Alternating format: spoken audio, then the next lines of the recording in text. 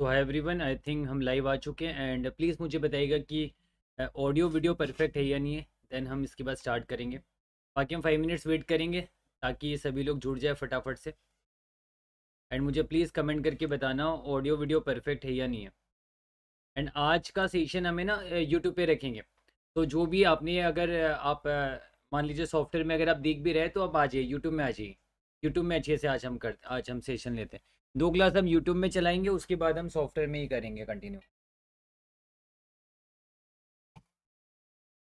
क्या आप कमेंट करके मुझे कमेंट डिसेबल तो नहीं है ना, एक बार चेक कर लेते हैं। 5 मिनट हम चेक कर लेते हैं सारी चीज़ें परफेक्ट है या नहीं है। इसके बाद हम डिस्कशन चालू कर देंगे।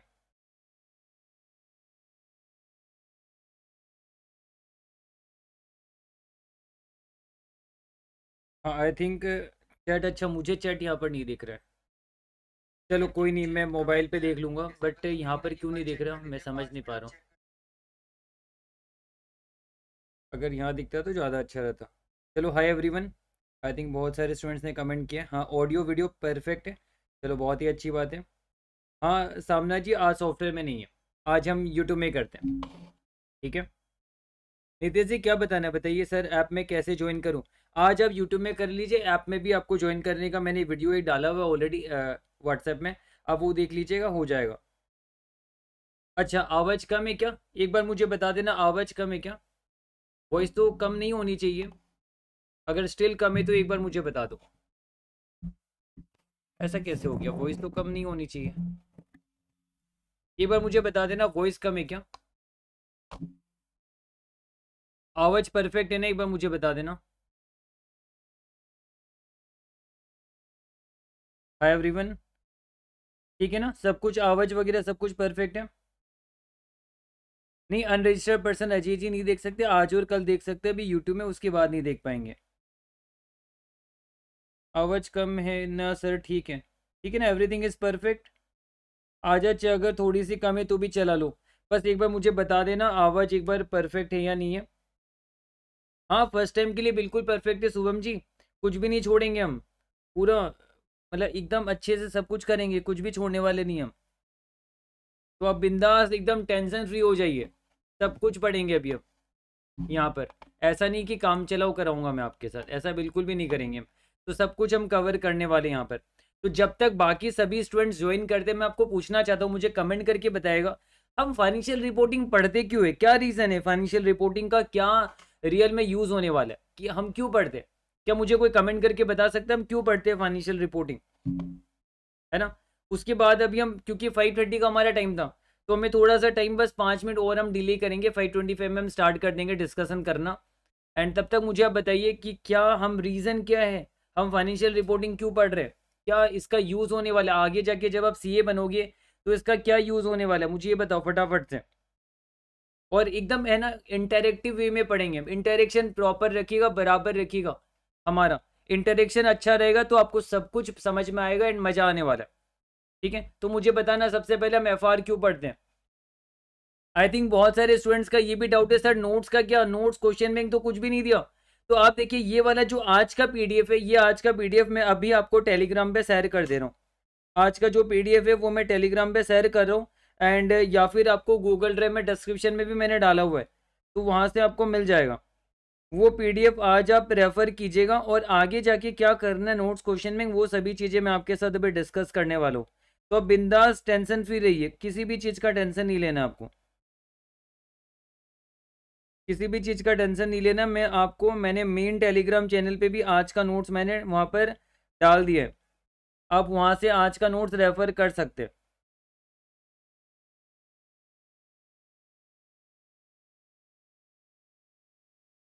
तो चलो सबसे पहले हम बात कर लेते हैं, अभी आई थिंक सभी कोई जुड़ चुके हैं, तो हम सबसे पहले ये बात कर लेते हैं कि हम फाइनेंशियल रिपोर्टिंग क्यों पढ़ते हैं। फाइनेंशियल रिपोर्टिंग, चलो उसके बारे में बात करेंगे, पर पहले नोट्स क्वेश्चन बैंक के बारे में बात करेंगे। देखिए नोट्स मेरा अपडेट हो रहा है एंड क्वेश्चन बैंक भी हम अपडेट कर रहे हैं, लेकिन जो फास्ट ट्रैक वाले स्टूडेंट्स हैं उनको हम क्या करेंगे, क्वेश्चन बैंक तो हम अपडेट करके देंगे 2 से 3 दिनों में या 4 दिनों में मिल जाना चाहिए आपको क्वेश्चन बैंक, मैक्सिमम 15 तारीख तक, तब तक आपको मिल जाएगा, ठीक है। क्वेश्चन बैंक आपको मिल जाएगा। नोट्स के मैटर में आपको क्या करना है, मैं आपको हैंड रिटन नोट्स ही दूंगा, उसी से पढ़ाऊंगा, और उसी हैंड रिटन नोट्स में आपके नोट्स भी रहेंगे सारे, जो भी रेलेवेंट प्रोविजन है, कंसेप्ट है वो सारे वहाँ पर रहेंगे। और साथ ही साथ जो हम क्लास में क्वेश्चंस वगैरह जो सॉल्व करेंगे या ऑलरेडी सॉल्व वगैरह रहेगा, तो वो सिंगल पीडीएफ रहेगा हर एक इंडेक्स का। तो वो नोट्स आपको रेफर करना है और क्वेश्चन बैंक आपको एक साथ में दिया जाएगा, वो क्वेश्चन बैंक के सारे क्वेश्चन हम प्रैक्टिस करेंगे। तो ये नोट्स एंड क्वेश्चन बैंक अभी तक आप लोग को नहीं मिला जो भी फास्ट ट्रैक के स्टूडेंट्स हैं, तो हम निश्चिंत रहिए, थोड़ा सा वेट कर लीजिए। अभी फिलहाल के लिए मैं जैसे कल हम नया, आज तो हम डिस्कशन करेंगे क्यों पढ़ते, क्या क्या चीज़ें इसके बारे में क्या पढ़ना है, वो सभी चीज़ों को हम डिस्कशन करेंगे, प्रॉपर एक बेसिक अंडरस्टैंडिंग ले लेंगे, सारे इंडेक्स का एक ओवरव्यू ले लेंगे। उसके बाद कल से हम एक एक सिलेक्टेड इंडेक्स वाइज हम पढ़ाई करेंगे, उसका भी शेड्यूल मैं आपको बताऊंगा, मैंने इस नोट्स में लिख रखा है कि कैसे हम इंडेक्स की पढ़ाई करेंगे, क्या क्या करेंगे, वो सारी चीजें मैं आपके साथ डिस्कस करूंगा। तो कल से हम क्या करेंगे, पहले मैं आपको एक दो इंडेक्स का क्वेश्चन बैंक का एक्सट्रैक्ट यानी एक पीडीएफ दे दूंगा छोटा, है ना, जो इंडेक्स वाइज दे दूंगा मैं आपको, और उसका नोट्स भी मैं आपको साथ के साथ तो हमेशा दूंगा ही मैं आपको, और उससे अब एक बार काम चलाएगा। बाकी 15 तारीख तक मैक्सिमम वेट कर लीजिए, तब तक हमारे सारे अपडेट हो जाएगा और अपडेटेड वाला आपको क्वेश्चन बैंक मिल जाएगा, और नोट्स तो जैसे आपको कंटिन्यूअस बेसिस में हैंड रिटन नोट्स मिलेगा। और हमारा मेन नोट्स भी जो रेगुलर वाला है, तो वो अगर आपको जरूरत नहीं पड़ेगी फास्ट ट्रैक वालों को, स्टिल अगर आपको चाहिए तो वो भी हम अवेलेबल करा देंगे, पर आपको उस चीज़ की जरूरत नहीं पड़ेगी। तो ये नोट्स एंड क्वेश्चन बैंक के मैटर में आई थिंक आपको क्लियर हो चुका है कि नोट्स क्वेश्चन बैंक का क्या करना है, वो सारी चीजें मैंने क्लियर करा दिया। अब इसके बाद टाइम हो चुका है 5:25 हो चुका है, तो अब हम ज़्यादा इंतजार नहीं करते। अब हम ये समझने वाले सबसे पहले कि हम फाइनेंशियल रिपोर्टिंग पढ़ते क्यों है। देखिए, फाइनेंशियल रिपोर्टिंग हम इसलिए पढ़ते ताकि हम फाइनेंशियल स्टेटमेंट्स हम प्रिपेयर करेंगे, तो वो कैसे प्रिपेयर करेंगे, तो ये एंटायर फाइनेंशियल रिपोर्टिंग आपको सिखाएगा कि फाइनेंशियल स्टेटमेंट्स आप कैसे प्रिपेयर करते हो। नाम में मीनिंग छिपा हुआ है, देखिए फाइनेंशियल रिपोर्टिंग यानी जो फाइनेंशियल्स है उसकी रिपोर्टिंग करते हैं। फाइनेंशियल्स यानी जहां पर वैल्यूज होते हैं, जैसे हम बैलेंस शीट बनाते हैं, statement of profit and loss बनाते हैं, statement of changes in equity बनाते हैं, कैश फ्लो स्टेटमेंट बनाते हैं, नोट्स टू अकाउंट्स बनाते हैं। तो ये सारा आप कैसे बनाओगे, आपको आना तो पड़ेगा ना, कैसे बनाओगे। जैसे अगर मैं आपको एक रिपोर्ट दिखाऊं, रिलायंस इंडस्ट्रीज का आपको रिपोर्ट दिखाऊं, मैं आपको दिख रहा होगा, आप स्क्रीन में देखिए, स्क्रीन में आपको रिलायंस इंडस्ट्रीज लिमिटेड का बैलेंस शीट दिख रहा है यहाँ पर, है ना। तो ये भी तो किसी चार्टेड अकाउंटेंट ने बनाया होगा। हम मान तो ऑडिट करने वाला अलग है, वो तो रिव्यू करेगा, पर बनाने वाला भी तो कहीं ना कहीं उसके पास ज्ञान होना पड़ेगा इंडेक्स का। तो ये जो बैलेंस शीट आपको दिख रहा है, ये statement of profit and loss आपको दिख रहा है, अगर आप फाइनेंशियल रिपोर्टिंग में स्ट्रांग नहीं रहोगे, तो आगे जाके सीए बनने के बाद आप तो फाइनेंशियल स्टेटमेंट्स को ना समझ पाओगे ना बना पाओगे। कैश फ्लो स्टेटमेंट कैसे बनाना है, नोट्स टू अकाउंट्स, कितना सारा देखिए नोट्स टू अकाउंट्स बनाए जाते हैं, तो ये आप कैसे बनाओगे। ये बनाने के लिए आपको फाइनेंशियल रिपोर्टिंग का नॉलेज होना पड़ेगा, और वही चीज मैं आपको सिखाऊंगा। एक एक एस्पेक्ट हम आपको सिखाएंगे, सिखा सिखा के कंसेप्चुअली आपको स्ट्रांग बना के पढ़ाया जाएगा, ताकि एग्जाम तो आपका 70+ आएगी, उसके अलावा आगे जाके सीए बनने के बाद भी आप किसी भी एंटिटीज का फाइनेंशियल स्टेटमेंट पढ़ भी पाओगे, समझ भी पाओगे, प्रिपेयर भी कर पाओगे, उसका ऑडिटिंग भी कर पाओगे, सभी चीजों कर पाओगे। और आगे हम डिस्कस करेंगे कि ऐसा बिल्कुल नहीं कि जो हम इंडेक्स पढ़ रहे वो सारी एंटिटीज पे एप्लीकेबल होता है, जी नहीं, बहुत सारी एंटिटीज पे अकाउंटिंग स्टैंडर्ड स्टिल एप्लीकेबल होता है, इसलिए इंटर में अकाउंटिंग स्टैंडर्ड आज भी पढ़ाया जाता है। आगे जो न्यू सिलेबस आने वाले उसमें भी उनको पढ़ाया जाएगा। इवन अभी तो आईसीए ने क्या किया, जो न्यू सिलेबस आने वाला है इंटर वालों को सभी अकाउंटिंग स्टैंडर्ड्स डाल दिया है एक ही सिंगल सब्जेक्ट के अंदर, उनको सभी अकाउंटिंग स्टैंडर्ड्स पढ़ाया जाएगा, और फाइनल में सभी को इंडेक्स पढ़ाया जाएगा। क्योंकि जो बड़ी एंटिटीज होती है, हम डिस्कस करेंगे कौन सी एंटिटीज होती है, वो बड़ी एंटिटीज को क्या करना होता है, इंडेक्स के हिसाब से फाइनेंशियल स्टेटमेंट्स प्रिपेयर करना होता है। तो यहाँ पर फाइनेंशियल स्टेटमेंट्स प्रिपेयर करने का मैंने मतलब आपको समझाया कि क्यों हम प्रिपेयर करें। अब समझिए, फाइनेंशियल स्टेटमेंट्स प्रिपेयर जब हम कर रहे, तो यहाँ पर बेसिकली हमने क्या किया, अब इंडेक्स जो आया, पहले तो अकाउंटिंग स्टैंडर्ड्स हुआ करता था, अब आ गया इंडेक्स। तो ये इंडेक्स क्यों आया, ये इंडेक्स बेसिकली आईएफआरएस का कन्वर्जन है। मतलब कितने सारे कंट्रीज ने तो क्या किया, सीधा आईएफआरएस को अडॉप्ट कर लिया, पर हम इंडिया ने, हमने क्या किया, हमने आईएफआरएस को 100% अडॉप्ट नहीं किया, हमने आईएफआरएस को 95% के आसपास कह सकते हो अडॉप्ट किया है, और बाकी हमने कुछ कुछ जगहों में चेंजेस कर दिया। मतलब कुछ कुछ बातों में हम उनसे एग्री नहीं करते, जहां पर हमने खुद के कुछ कुछ पॉइंट्स डाले, जिसको हम कहते हैं कार्विन कार्वआउट्स, कार्वआउट्स इसे हम कहते हैं, और जहां पर आईएफआरएस चुप रहा है वहां पर कार्विन से, तो ये कार्विन कार्वआउट्स की भी हम बात करेंगे यहाँ पर। तो यहाँ पर आईएफआरएस को कन्वर्ट करने का क्या रीजन है, इसके पीछे रीजन ये कि आप देखिए, बहुत सारी इंडियन कंपनीज है जो आप देखोगे बाहर में लिस्टेड है, out of India foreign stock exchange में लिस्टेड है, वैसे सेम बहुत सारी फॉरेन की कंपनीज होगी जो इंडियन स्टॉक एक्सचेंज में लिस्टेड रहेगी। तो अब सोचिए अगर अलग अलग कंट्रीज का अलग अलग अकाउंटिंग पॉलिसीज होगा, जो अकाउंटिंग करने का तरीका है वो अगर अलग अलग होगा, तो जो आम यूजर्स है, जो आम इन्वेस्टर्स है, इन्वेस्टर्स कौन है, मैं भी हो सकता हूं, आप भी हो सकते हैं, कोई भी हो सकते हैं, है ना, वो आम इन्वेस्टर्स को कंपेयर करने में प्रॉब्लम आएगी, कंपेयर करने में प्रॉब्लम आएगी। और इसी वजह से कहा गया कि एक सिंगल फ्रेमवर्क रहना चाहिए, उसके तहत सभी कोई फाइनेंशियल स्टेटमेंट्स प्रिपेयर करे। यानी अकाउंटिंग पॉलिसीज और अकाउंटिंग प्रैक्टिसेस जो है वो विद इन द, यानी पूरा एंटायर सभी कंट्रीज में, है ना, ग्लोबली सभी कंट्रीज में सेम अकाउंटिंग पॉलिसीज और प्रैक्टिसेस अप्लाई किया जाए, ताकि कहीं से बैठा कोई भी इंसान दो अलग अलग अलग अलग कंट्री के अलग अलग स्टॉक्स को कंपेयर कर सके। वो तब पॉसिबल होगा जब यूनिफॉर्म अकाउंटिंग पॉलिसीज अप्लाई किया जाएगा। अब मैं अगर इंडिया की बात करूं, चलो बाहर को छोड़ देते हैं, अब इंडिया की बात करें, मान लो फॉर एग्जांपल आजकल के जमाने में तो आपने भी देखा होगा कि आप सभी भी स्टॉक एक्सचेंज में पैसा लगाते, अलग अलग पब्लिक लिस्टेड कंपनीज में पैसा लगाते, मैंने भी बहुत सारे स्टॉक्स में पैसे लगाए हुए। तो मान लो हम आईटी सेक्टर की बात करते हैं। अब आईटी सेक्टर में बहुत सारी कंपनीज है, विप्रो हो गई, एचसीएल हो गया, है ना, इन्फोसिस हो गया, एंड एलएनटी हो गया, बहुत सारी अलग अलग कंपनीज है। तो हम किस में पैसा लगाए, अलग अलग स्टॉक्स है ना हमारे पास, अलग अलग कंपनीज है जिसमें पैसा लगा सकते हैं। तो हम तो चाहेंगे ना एक बेहतर कंपनी में पैसा लगाए। उसके लिए हम क्या करेंगे, उसके फंडामेंटल चेक करेंगे। फंडामेंटल चेक करने के लिए हम क्या करेंगे, हम मंगाएंगे, भाई एलएनटी तेरा रिपोर्ट दिखा, पिछले 3 साल का तेरा रिपोर्ट देखना चाहता हूं, मतलब मैं पिछले 3 सालों का तेरा फाइनेंशियल स्टेटमेंट देखना चाहता हूं। मैं विप्रो को भी कहूंगा तू भी तेरा रिपोर्ट दे मुझे, मैं भी तेरा पिछले 3-4 सालों का फाइनेंशियल स्टेटमेंट्स को रीड करना चाहता हूं, देखू तो सही तेरा परफॉर्मेंस कैसा है। वैसे अलग इन्फोसिस को भी मैंने ये कहा कि तेरा मैं रिपोर्ट देखना चाहता हूं। अब मेरी बात सुनो, अगर इन्फोसिस अपने मन मुताबिक फाइनेंशियल स्टेटमेंट्स प्रिपेयर करे, अपना ही खुद का अकाउंटिंग पॉलिसीज बना के लगाए, एलएनटी अपना ही खुद का लगाए, विप्रो अपना ही खुद का अकाउंटिंग पॉलिसीज लगाए, एचसीएल अपना ही खुद का अकाउंटिंग पॉलिसीज लगाए, तो बताओ आप ऐसे यूजर मुझे कमेंट करके बताना, क्या आप कंपेयर कर पाओगे कि उन चारों में कौन सी कंपनी सबसे बड़ी है।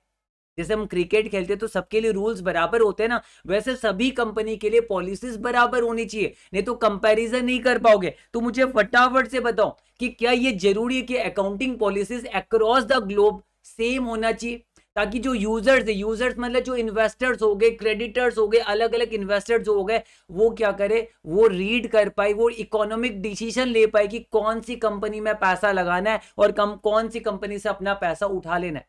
मैंने तो अमेजोन में भी पैसा लगाया है, मैं तो एप्पल में भी पैसा लगाया, मैंने टेस्ला में भी पैसा लगाया, मैंने बहुत कंपनीज में पैसा लगाया। इवन मैंने इंडियन की भी, विप्रो वगैरह बहुत सारी अलग अलग small cap, large cap, mid cap में पैसा लगाया। तो मुझे कंपैरिजन करने के लिए उनका फाइनेंशियल स्टेटमेंट चाहिए, और वो भी वैसा फाइनेंशियल स्टेटमेंट जो यूनिफॉर्म अकाउंटिंग पॉलिसीज अप्लाई करता हूं। तो मुझे आप बताओ कमेंट करके कि क्या अकाउंटिंग पॉलिसीज यूनिफॉर्म रहना चाहिए। जी हाँ, अकाउंटिंग पॉलिसीज जो है वो यूनिफॉर्म रहना चाहिए, और उसी वजह से ये आपको इंडेक्स पढ़ाया जा रहा है।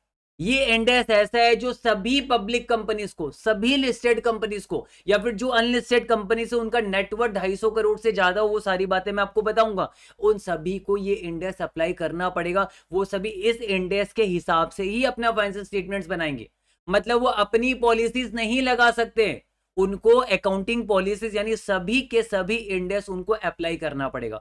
अब देखो हम पढ़ने वाले इंडेक्स जो 30 से 35 इंडेक्स पढ़ने वाले, अच्छे खासे बहुत सारे इंडेक्स हम पढ़ने वाले, तो सभी इंडेक्स का अपना अपना रोल है, सभी इंडेक्स का अपना अपना रोल है। और आपको पता चलेगा कि एक एक आइटम के लिए हमें अलग अलग इंडेक्स की जरूरत पड़ेगी, और सभी इंडेक्स आपको ज्ञान देगा कि चल अच्छा ठीक है ये आइटम है, तो इस आइटम में इस इंडेक्स के हिसाब से तुझे ऐसे ये पॉलिसीज लगा कि इस तरीके से फाइनेंशियल स्टेटमेंट्स प्रिपेयर करना है, जिसके बारे में हम ओवरऑल बात करने वाले। अभी तो बताओ, अभी तक जो मैंने आपको समझाया है क्या आपको समझ में आया या नहीं आया, मुझे फटाफट से बताइए एक बार कमेंट करके। जो मैं बताना चाहता हूं, मैंने अभी तक आपको कुछ पढ़ाया नहीं, आज मैं आपको पढ़ाऊंगा भी नहीं, आज मैं आपको बस नॉर्मल ज्ञान दूंगा मैं आपको, ताकि आपका दिमाग एक बार खुल जाए।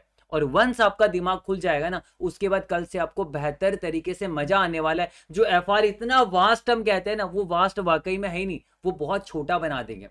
उसके लिए जरूरी है कि आपको मैं कंसेप्ट का नॉलेज प्रॉपर तरीके से दूं, मैं एक एक चीजों को डिटेल में आपको अच्छे से समझा दूं, ताकि आगे जाके कुछ रट्टाफाई करना ना पड़े, और एग्जाम में कैसे भी क्वेश्चन हो, वर्ड से वर्ड्स पेपर के लिए भी आप रेडी रहो।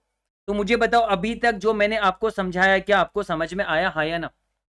यस आपको आई थिंक समझ में आ गया। तो यहां पर वही देखिए, अब आप अगर नोट्स में देखोगे, आप मेरे स्लाइड्स में आप देख सकते हो, स्क्रीन में देखोगे कि रियल लाइफ में फाइनेंशियल रिपोर्टिंग की क्यों जरूरत है, ताकि हम जो यूजर्स है, यूजर्स को हम इंफॉर्मेशन प्रोवाइड कर सके, किस चीज से रिलेटेड, बैलेंस शीट का इंफॉर्मेशन प्रोवाइड कर सके, जिसे हम फाइनेंशियल पोजीशन कहते हैं। फाइनेंशियल पोजीशन किसी भी डेट का एज ऑन होता है, वहां पर किसी भी पार्टिकुलर डेट का फाइनेंशियल पोजीशन, यानी आज की डेट में मेरा क्या पोजीशन है। जैसे मैं अगर अपनी भी बात करूंगा तो मेरा भी अपना इंडिविजुअल बैलेंस शीट होगा, मैं बताऊंगा कि मेरा आज का डेट का फाइनेंशियल पोजीशन कितना, मैं कहूंगा मेरे अकाउंट में 2 लाख रुपए पड़े हुए हैं, मेरे पास एक गाड़ी है, मेरे पास एक बिल्डिंग है, तो ये मेरा फाइनेंशियल पोजीशन है। साथ में मेरी कुछ कुछ उधारी भी है, मेरे कुछ कुछ देनदारी भी है, लोन वगैरह भी है, तो वो क्या, मेरा फाइनेंशियल पोजीशन, जिसको हम बैलेंस शीट कहते हैं। यानी ग्लोबली उसे फाइनेंशियल पोजीशन कहा जाता है, और हम क्या कहते हैं, इसे बैलेंस शीट कहते हैं। अपनी भाषा में, इंडिया की भाषा में हम इसे बैलेंस शीट कहते हैं, और ग्लोबली इसे क्या कहा जाता है, फाइनेंशियल पोजीशन कहा जाता है। सेम वैसे हम जिसे प्रॉफिट एंड लॉस कहते हैं, है ना, प्रॉफिट एंड लॉस कहते हैं। हम तो रियल में भी जब आपस में बात करते हैं तो हम प्रॉफिट एंड लॉस के हिसाब से सोचते हैं अपने दिमाग में, जिसे हम प्रॉफिट एंड लॉस कहते हैं, उसे ही ग्लोबली कहा जाता है फाइनेंशियल परफॉर्मेंस। यानी फाइनेंशियल परफॉर्मेंस बताओ, प्रॉफिट या लॉस है, परफॉर्मेंस कैसा रहा, अच्छा की बुरा, अच्छा मतलब प्रॉफिट, बुरा मतलब लॉस, तो फाइनेंशियल परफॉर्मेंस हो गया। फिर कैश फ्लो, कैश फ्लो एकदम सिंपल सी चीज है। देखिए कैश फ्लो में बच्चे कितने बार कंफ्यूज होते हैं। कैश फ्लो का मतलब ही कि कैश का आना जाना। मैंने मान लो मैंने गुड्स खरीदा है पर मैंने पैसे नहीं दिए, तो कैश फ्लो का पार्ट नहीं बनेगा वो, क्योंकि मैंने पैसे तो दिए नहीं।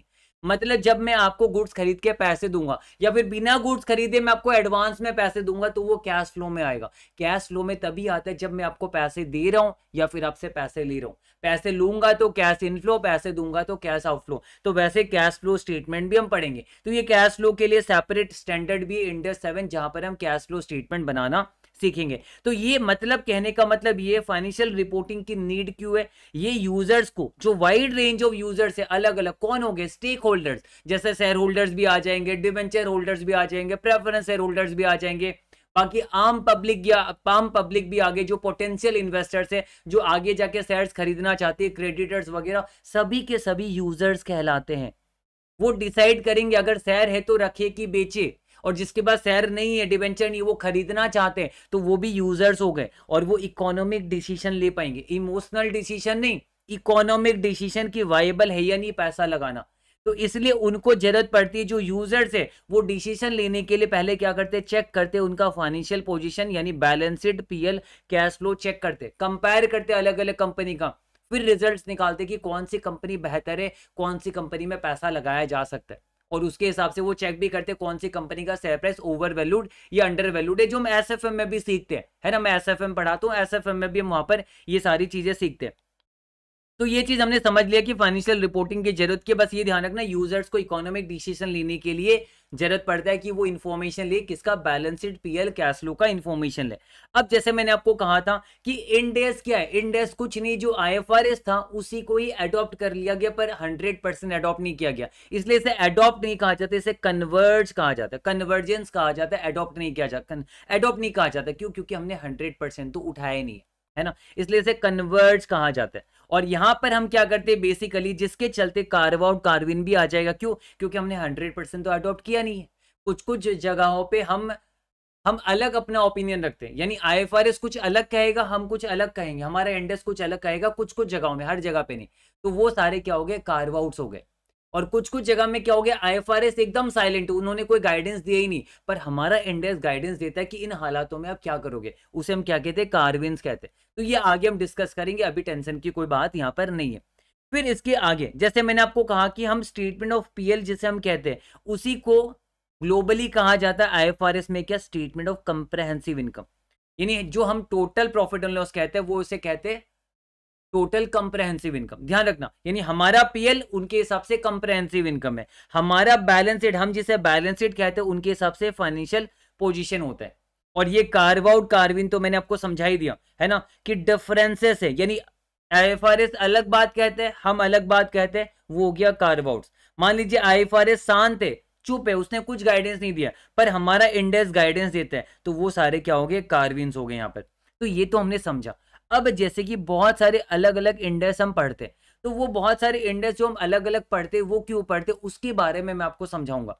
ये सारी चीजें समझाने के बाद फिर आपका दिमाग काफी हल्का हो जाएगा, आपको लगेगा जी हाँ सर आपने सही कहा था, हर एक स्टैंडर्ड का अपना अपना रूल है, हर एक स्टैंडर्ड का अपना अपना रूल है, वो सारे स्टैंडर्ड बहुत ही अच्छी चीज है, वो हमें दिया गया है ताकि हम उसे अप्लाई करके प्रॉपर तरीके से फंड्स स्टेटमेंट्स बना सकें हम। तो आप मुझे बताओ अभी तक जो मैंने आपको समझाया है क्या आपको सभी चीजें अच्छी तरीके से समझ आई है? अगर हाँ तो प्लीज मुझे कमेंट करके बताना, एंड फिर हम आगे बढ़ेंगे। आगे मैं बहुत ही इंपॉर्टेंट चीज आपके साथ डिस्कस करने वाला हूँ, डेट इज बैलेंस शीट के हिसाब से मैं आपके साथ डिस्कस करने वाला हूँ। तो प्लीज मुझे एक बार कमेंट करके बताना अभी तक जो भी चीज मैंने आपको समझाया क्या वो परफेक्ट है या नहीं है। सर स्क्रीन फ्रीज है, मेरे यहाँ पर तो नहीं है। अच्छा स्क्रीन फ्रीज है, चलो ठीक है समझ गया मैं। एक सेकंड रुक जाओ। कौन कहता है आईपैड में प्रॉब्लम नहीं है? आईपैड के भी अपने रोने हैं। देखो स्क्रीन फ्रीज हो जाता है, कभी कुछ हो जाता है। अब भी फ्रीज है क्या? अब भी फ्रीज है ना शायद। चलो एक सेकंड रुक जाओ मैं चेक करता हूँ, तब तक मुझे आप कमेंट करके बताना।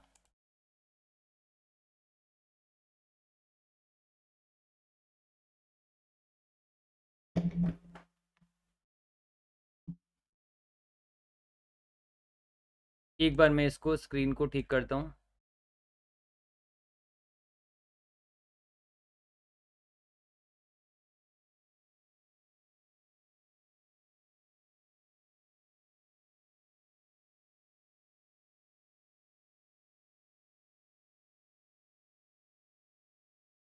अभी ठीक हो जाएगी।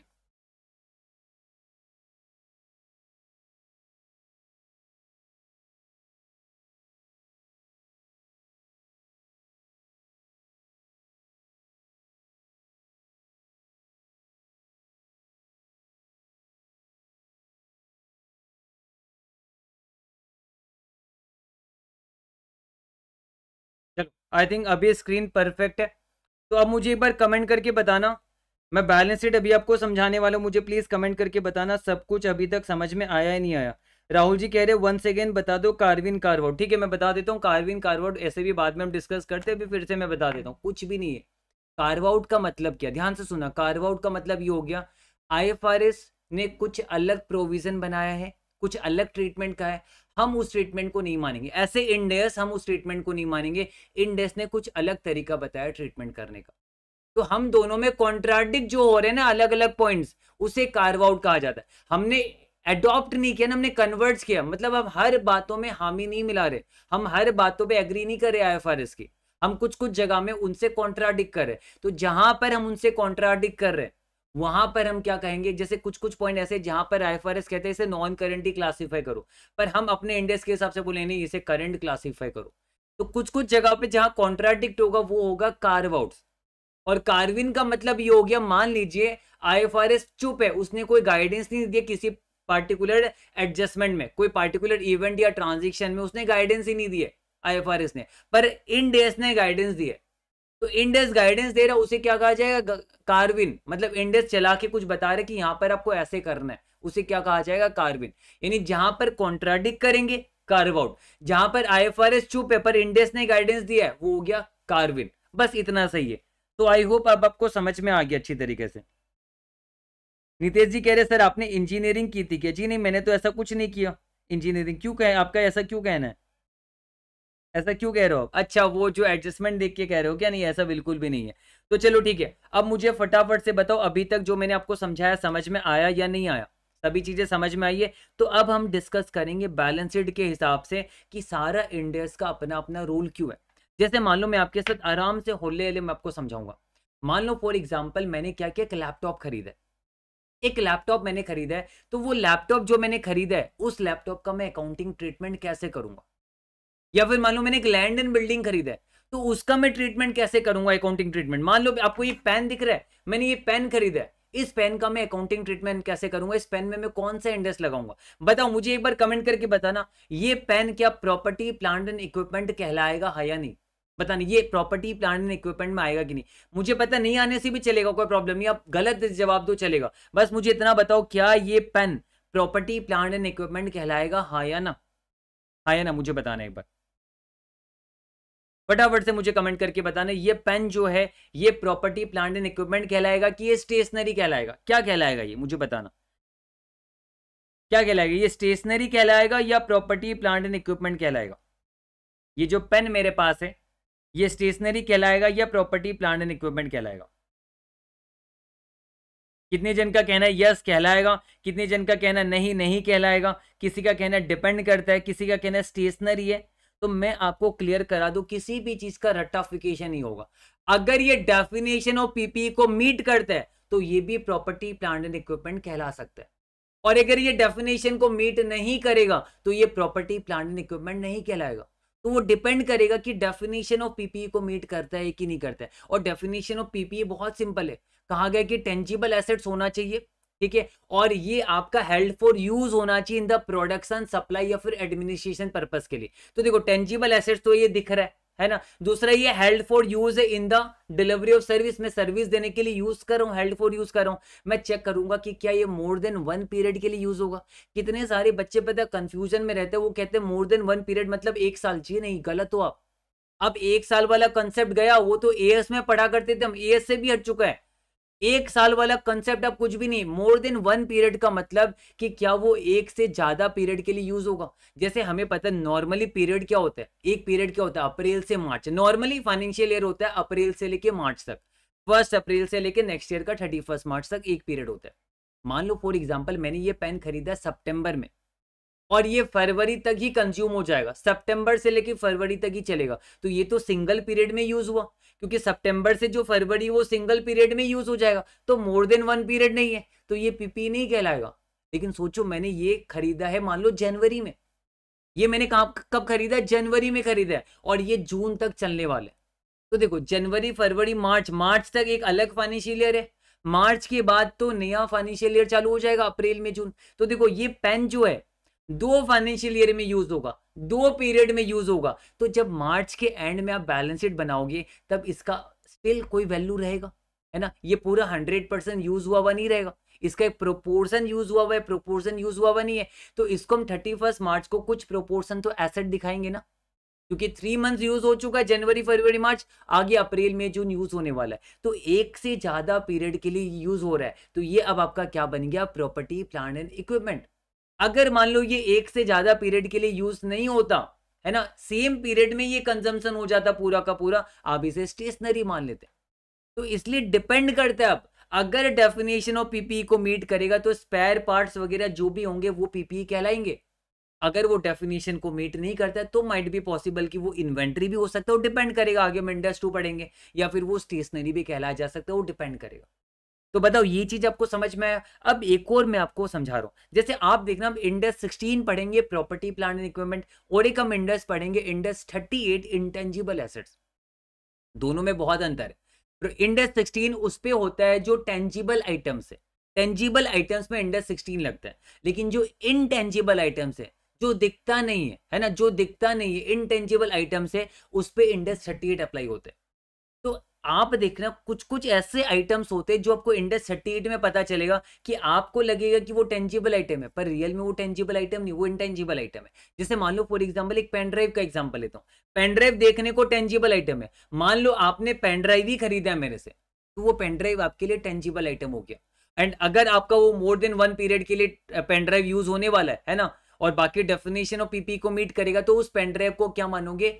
इंडेक्स 16 लगाओगे, प्रॉपर्टी प्लांट एंड इक्विपमेंट मानोगे उसे, वो इक्विपमेंट कहलाएगा आपका, है ना, उसे इंडेक्स 16 लगाओगे। लेकिन सोचो उस पेन ड्राइव में मैंने क्लास भर के दिया, आपने मेरे से पेन ड्राइव नहीं खरीदा, आपने मेरे से क्लास खरीदा, मेरा क्लास खरीदा है, और वो क्लास तो मैं किसी में डाल के दूंगा ना, बिना हवा में उड़ा के तो भेज नहीं सकता आपको, उसको स्टोरेज करके डाल के देना पड़ेगा। तो मैंने पेन ड्राइव में स्टोर करके आपको क्लास भेजा, तो आपने पेन ड्राइव नहीं खरीदा, आपने क्लास खरीदा है। भले मैंने पेन ड्राइव में डाल के आपको भेजा है, पर आपने पेन ड्राइव नहीं खरीदा, आपने क्लास खरीदा है। तो इस बारी ये जो क्लास आपने खरीदा, माइट भी पॉसिबल अगर आपने लॉट में खरीदा है, ऐसे फ्रेंचाइजी आपने मेरे से क्लास खरीदा है, आगे जाके आप बेचोगे, तो क्या पता वो आपके लिए इंटेंजिबल आइटम होगा, वो इंटेंजिबल एसेट्स होगा। तो अगर आपको गाइडेंस नहीं देगा इंडेक्स 16 और इंडेक्स 38, तो आप तो गड़बड़ी कर दोगे।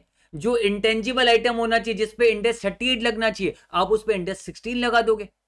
जिस पे इंडेक्स 16 लगना चाहिए, क्या पता आप उस पे इंडेक्स 38 लगा दोगे। तो इसीलिए इंडेक्स 16 आपको गाइड करेगा कि कब कौन से इक्विपमेंट में, कौन से आइटम में पीपीई का डेफिनेशन मीट करेगा और वो इंडेक्स 16 लगेगा, और कौन से आइटम में इंडेक्स 38 लगेगा। बेसिकली मैं आपको बता दूं, इंडेक्स 16 और इंडेक्स 38 80% सेम है, दोनों टॉपिक 80% सेम है, बस कुछ कुछ जगहों पे हमें थोड़ा सा पढ़ना पड़ता है, बाकी ओवरऑल ये दोनों सेम है। मैं इंडेक्स 16 में ज्यादा टाइम दूंगा, इंडेक्स 38 में मुझे ज्यादा टाइम देने की जरूरत ही नहीं पड़ेगी, वो अपने आप ही हो जाएगा, क्योंकि ऑलमोस्ट मेजोरिटी 80% पोर्शन सेम ही है। जो इंडेक्स 16 में बोला जाता है वो इंडेक्स 38 में बोला जा रहा है, और इसके पीछे का लॉजिक भी है, क्योंकि बस फर्क इतना ही है कि आपका इंडेक्स 16 टेंजिबल आइटम्स पे लगता है और इंडेक्स 38 इंटेंजिबल आइटम्स पे लगता है। तो ये दोनों में बस इतना ही फर्क है ना। और आगे फिर एक और आता है इन्वेस्टमेंट प्रॉपर्टी। पहले ये एएस में नहीं हुआ करता था, पर अब इंडेक्स में इन्वेस्टमेंट प्रॉपर्टी अलग से निकाल दिया गया। इसके अंदर दो ही आइटम आते हैं, एक आता है लैंड और एक आता है बिल्डिंग। लैंड और बिल्डिंग के अलावा कोई तीसरा आइटम इसमें आता ही नहीं है। अब लैंड एंड बिल्डिंग जो आप हेल्ड फॉर, मान लीजिए यूज नहीं कर रहे हो, आप एडमिनिस्ट्रेशन पर्पस के लिए भी यूज नहीं करो, अपने बिजनेस पर्पस के लिए यूज नहीं करो, आप क्या करो कैपिटल अप्रिसिएशन के लिए या फिर अपने रेंट पे दिया हुआ है, तो कहीं ना कहीं आप उसका इन्वेस्टमेंट पर्पस के लिए आपने वो लैंड एंड बिल्डिंग खरीदा है।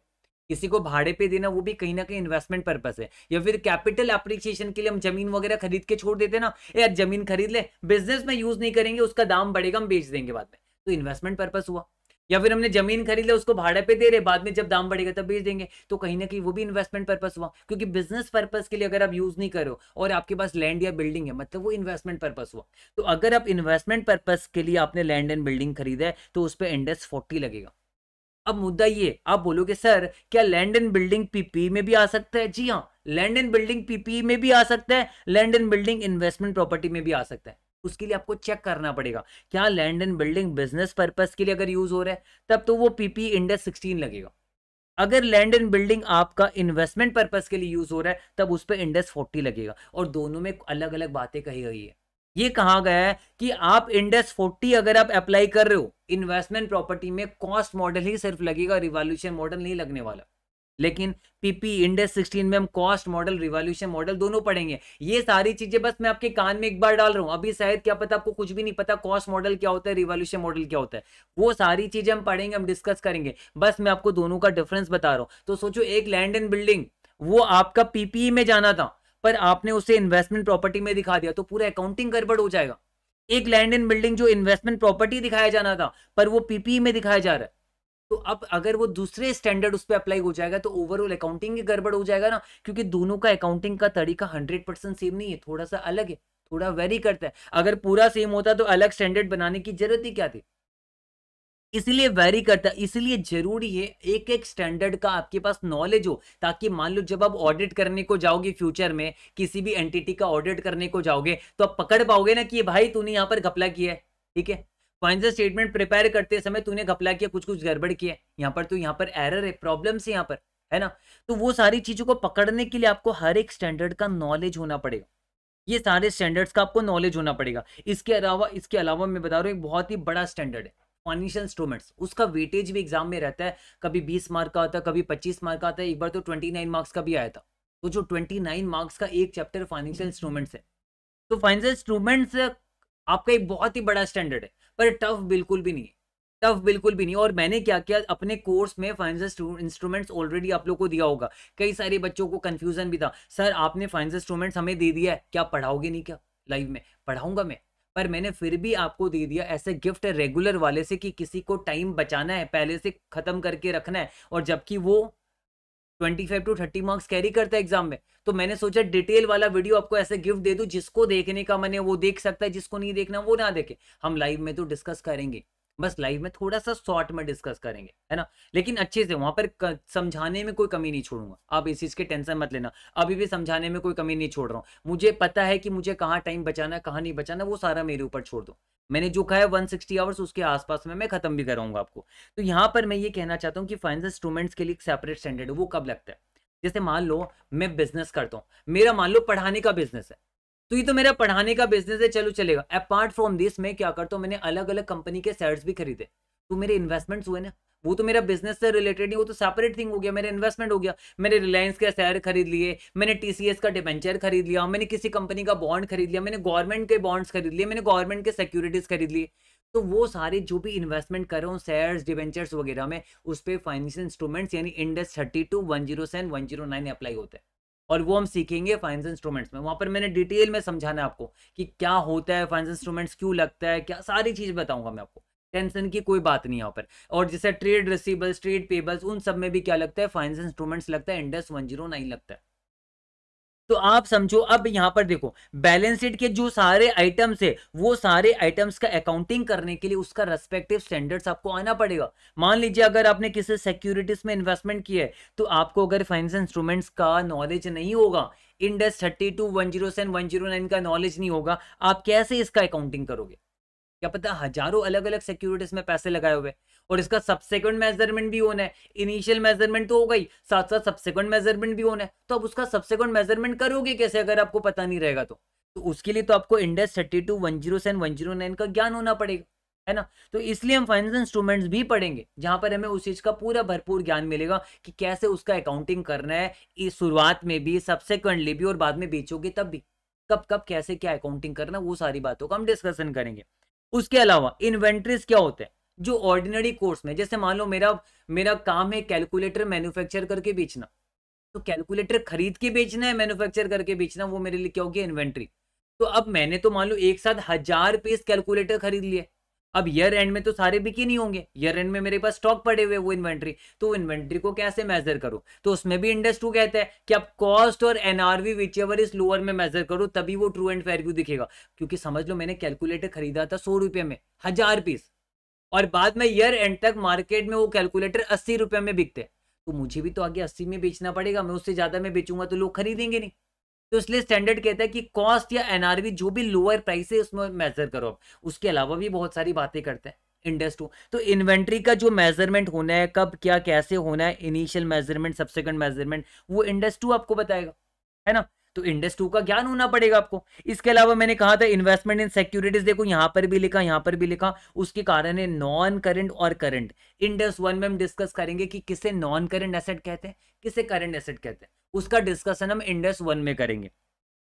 फिर ट्रेड रिसीवेबल्स मैंने आपको समझा दिया, वो भी फाइनेंशियल इंस्ट्रूमेंट्स का हिस्सा होता है। इसके अलावा asset held for cell, asset बेचा नहीं मैंने हेल्ड फॉर सेल रखा है। मान लो फॉर एग्जांपल मेरे पास बड़ा सारा मशीन है, 5 करोड़ रुपए में मैंने खरीदा था, अपने बिजनेस के लिए मशीन खरीदा था, नॉन करंट एसेट था मेरा। अब वो मशीन मैंने 3-4 साल चला लिया, अब मैं उसे बेचना चाहता हूँ, अब मैं उसे, उस एसेट को मैं कंटिन्यू नहीं रखना चाहता, मैं उसे बिजनेस में यूज नहीं करूंगा, मैंने बेचा नहीं अभी तक, मैं बेचने वाला हूं, तो मैं उसे हेल्ड फॉर सेल क्लासीफाई करूंगा। तो अगर मैं हेल्ड फॉर सेल क्लासीफाई करूंगा तो उसका अकाउंटिंग ट्रीटमेंट बदल जाएगा। वो मुझे सिखाएगा कौन, पता है, इंडेक्स 105। तो इंडेक्स 105 का नाम ही non current asset held for sale and discontinued operation. तो उसका नॉलेज होगा तभी तो मैं, इंडेक्स 105 का नॉलेज होगा तभी तो मैं उसका अकाउंटिंग कर पाऊंगा।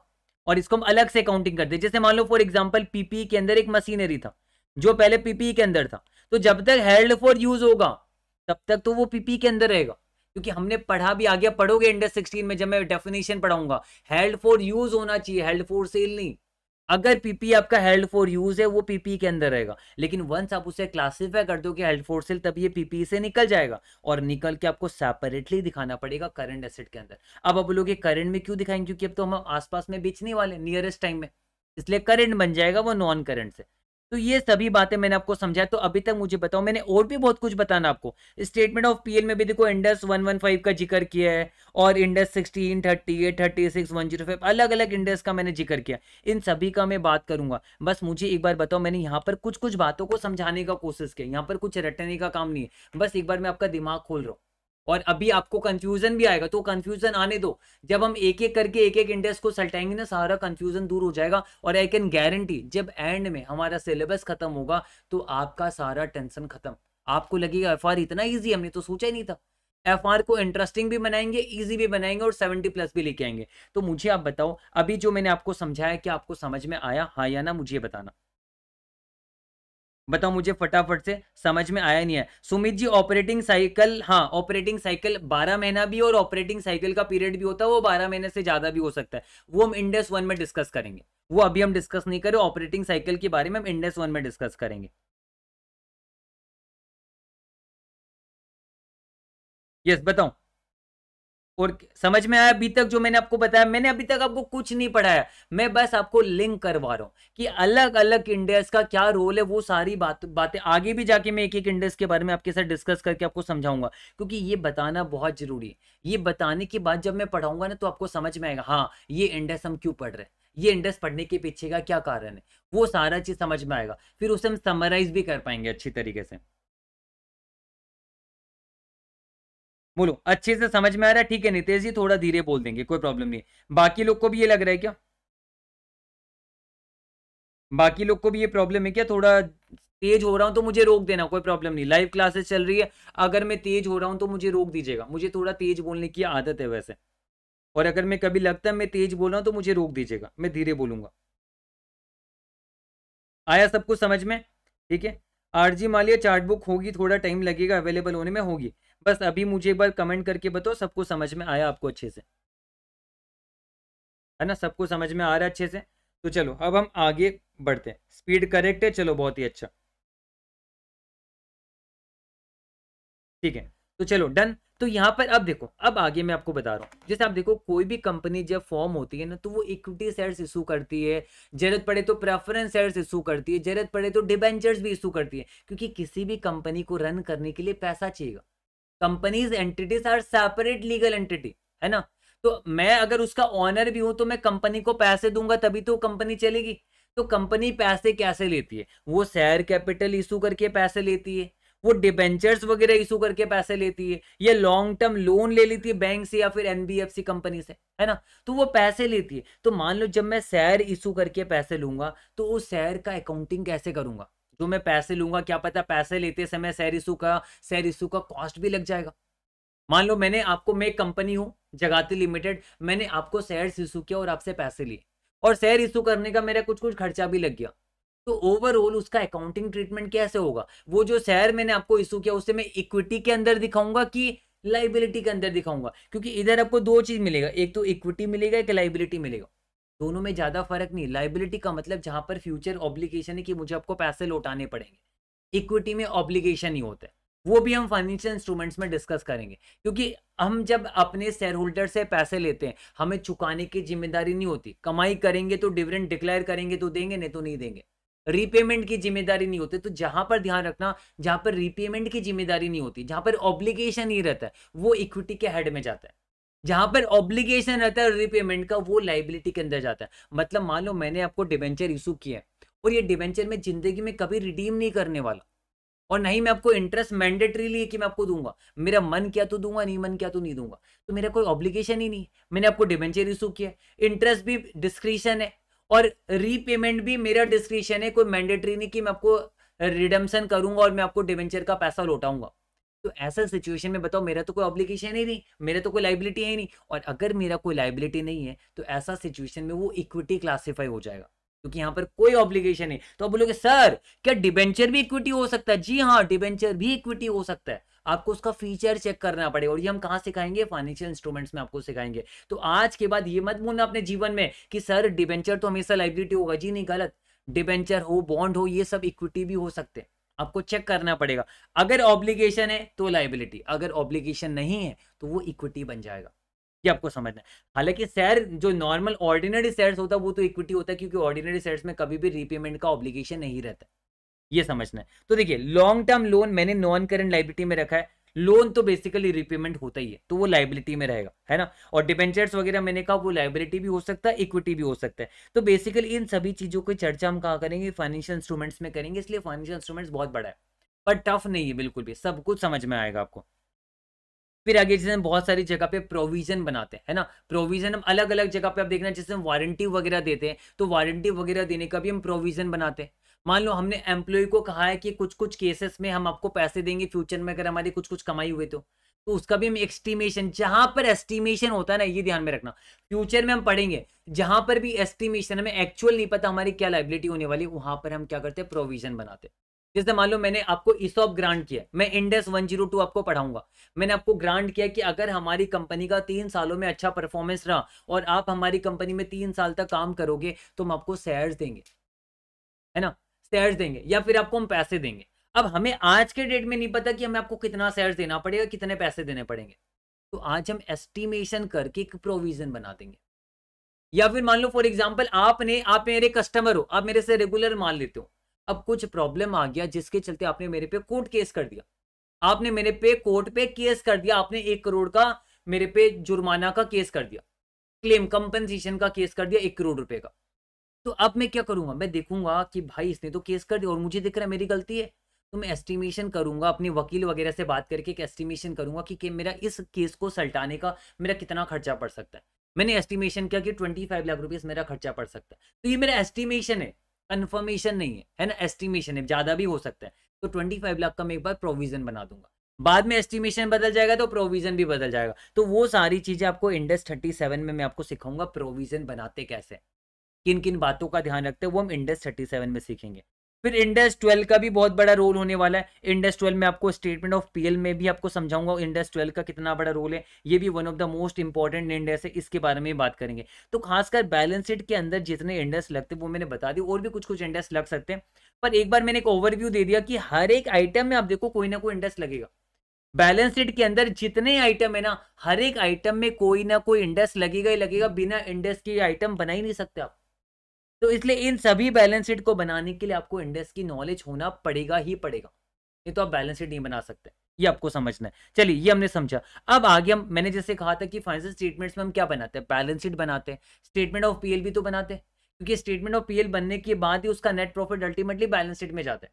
तो स्टेटमेंट ऑफ पीएल हम देखा जाए तो पहले बनाते हैं, बैलेंस शीट से पहले स्टेटमेंट ऑफ पीएल बनता है।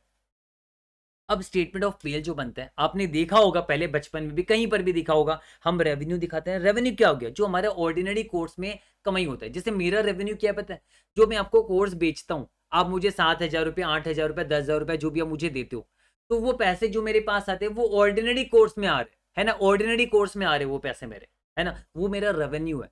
क्योंकि ऑर्डिनरी कोर्स में आप मेरे कस्टमर हो, है ना, जिसको मैं अपना जो मेरा प्रोडक्ट है ऑर्डिनरी कोर्स में जो मैं बेचता हूं, क्या मेरे कोर्सेज, वो आप खरीदते हो, तो मेरे लिए रेवेन्यू सिर्फ वही होगा जो कोर्स को बेचने का मेरे पास पैसा आएगा। अब मेरी दूसरी कमाई भी तो हो सकती है, शेयर में मैंने कुछ कुछ इन्वेस्टमेंट किया है, वो मेरी दूसरी कमाई कहाँ जाएगी, अदर इनकम में जाएगी।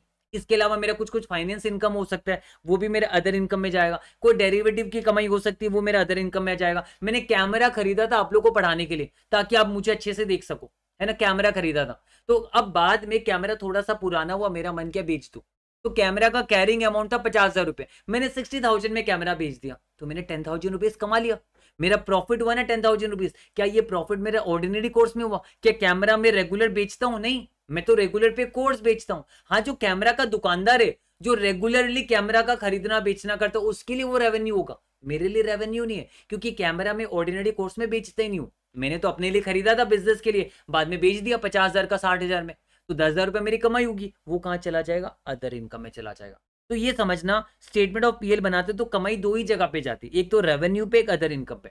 रेवेन्यू में कौन सा वैल्यू जाता है, जो हमारे ऑर्डिनरी कोर्स में सेल होने पर सेलिंग प्राइस जो हमें मिलता है, net selling price after reducing GST. GST हमारा हक नहीं है। मान लो फॉर एग्जांपल अगर मैं आपसे 10,000 रुपए ले रहा हूं, उसमें से सरकार को मैंने 1,500 रुपए देना है, जीएसटी 18%, तो जो सारे 8,000 रुपए ना, यही मेरा रेवेन्यू, ये इसके अंदर जाएगा, पूरा का पूरा रेवेन्यू। बाकी मेरा कुछ कुछ खर्चा है, कॉस्ट ऑफ गुड सोल्ड वगैरह, वो एक्सपेंसेस में जाएगा, अलग से अलग बात है। तो इंडेक्स 115 में मैं आपको डिटेल में समझाऊंगा रेवेन्यू, और लिटरली मैं जैसे आपको इंडेक्स 115 पढ़ाऊंगा ना, मजा आ जाएगा आपको। बच्चे लोग तो रिवीजन वीडियो देख के खुश हो जाते हैं, आप तो आराम से पूरे डिटेल में पढ़ोगे। रेवेन्यू का हमेशा वेटेज आप बिलीव नहीं करोगे 16 मार्क्स के आसपास रहता है, झूठ बोलता हूं तो पेपर उठा के देख लेना। रेवेन्यू कितना इंपॉर्टेंट है, मैं मानता हूं फाइनेंशियल इंस्ट्रूमेंट्स के बाद सबसे ज्यादा कोई अगर इंपॉर्टेंट टॉपिक है तो रेवेन्यू है। तो जो फाइनेंशियल इंस्ट्रूमेंट्स 25 मार्क के आसपास आ जाता है, रेवेन्यू इंडेक्स 115 16 मार्क्स का आ जाता है, तो ये दोनों मिला के 40 मार्क के हो गए। दो चैप्टर सोचो 40 मार्क का वेटेज रखता है 40 मार्क्स का, कितना इंपॉर्टेंट है आप सोचो। तो रेवेन्यू को भी मैं एकदम मसल के रख दूंगा, टेंशन ना लो आप, एकदम मजा आ जाएगा। बहुत ही मेरा इतना कॉन्फिडेंस है ना इन चैप्टर्स पे, आपको मैं एकदम, मुझे श्योर है कि मैं आपको बहुत अच्छे से पढ़ाऊंगा ये। तो रेवेन्यू आपको समझ में आया कि हम रेवेन्यू में क्या रिकॉर्ड करते हैं, अदर इनकम में क्या रिकॉर्ड करते हैं। अब देखो अदर इनकम में बोलोगे सर कौन सा स्टैंडर्ड लगेगा, वो तो डिपेंड करेगा। गवर्नमेंट ग्रांट मिला है, क्या ऑर्डिनरी कोर्स में गवर्नमेंट ग्रांट से इनकम आता है, जी नहीं, तो ये आपका अदर इनकम में जाएगा। इंडेक्स 20 के हिसाब से गवर्नमेंट ग्रांट, इंडेक्स 20 में पढ़ेंगे गवर्नमेंट ग्रांट। मेरा फाइनेंस इनकम वो एज पर इंडेक्स 19 या फिर एज पर इंडेक्स 16, तो उसके हिसाब से मैं इनकम दिखाऊंगा। तो जो भी अलग अलग रेस्पेक्टिव इंटरेस्ट होगा, जैसे कैमरा, कैमरा जब मैंने खरीदा तो इंडेक्स 16 में दिखाया, तो जब बेचूंगा तो उसका प्रॉफिट भी तो इंडेक्स 16 ही बताएगा कि कैसे बुक करना है। तो इसलिए मैंने यहाँ पर लिख दिया अदर रेलेवेंट इंडेक्स, यानी वो डिपेंड करेगा, इस पर इंडेक्स 16 लगेगा, इंडेक्स 38 लगेगा, उसके हिसाब से आपको गाइडेंस मिलेगा कि कितना आपको इनकम पीएल में दिखाना है। टेंशन ना लो उसकी। अब तो बताओ ये दोनों पॉइंट आपको समझ में आया? सर अच्छे से समझ में आ गया। अगर समझ में आ गया तो मैं एक्सपेंसेस की बात करूंगा, इसमें भी कुछ कुछ पॉइंट्स है जिसका मैं डिस्कशन करूंगा। मुझे पहले कमेंट करके बताओ समझ में आया या नहीं आया। हाँ मसल के रख दूंगा। मुकुल जी बताओ मुझे समझ में आया या नहीं आया आपको, जल्दी से मुझे बताओ समझ में आया या नहीं आया।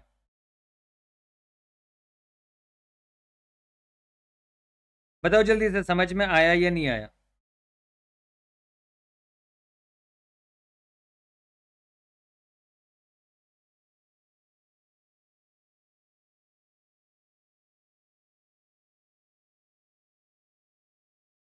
जल्दी बताओ, सब कोई कमेंट करना। यस सर, यस सर कह रहे सबको समझ में आया। चलो बहुत ही अच्छा, सबको समझ, खतरनाक समझ में आया, क्या बात, बहुत ही अच्छी है तब तो। खतरनाक समझ में आ गया, क्या बात, खुश हो गया मैं तो। चलो सबको समझ में आया, आई थिंक सबको समझ में आ रहा है अच्छी तरीके से, है ना। चलो बहुत ही बढ़िया। तो अगर समझ में आया तो आगे हम बढ़ते हैं। अब आगे अब हम एक्सपेंसेस की बात करेंगे। तो स्टेटमेंट ऑफ पीएल में हम एक्सपेंसेस में बहुत सारे दिखाते हैं। देखो मेरे अंडर भी बहुत सारे एम्प्लॉय काम करते हैं, कोई भी बिजनेस हम करते हैं तो देखिए ना, अलग अलग बिजनेस में तो हजारों एम्प्लॉयज काम करते हैं। तो जो एम्प्लॉयज काम करते हैं उनको हम अलग अलग प्रकार का बेनिफिट देते हैं।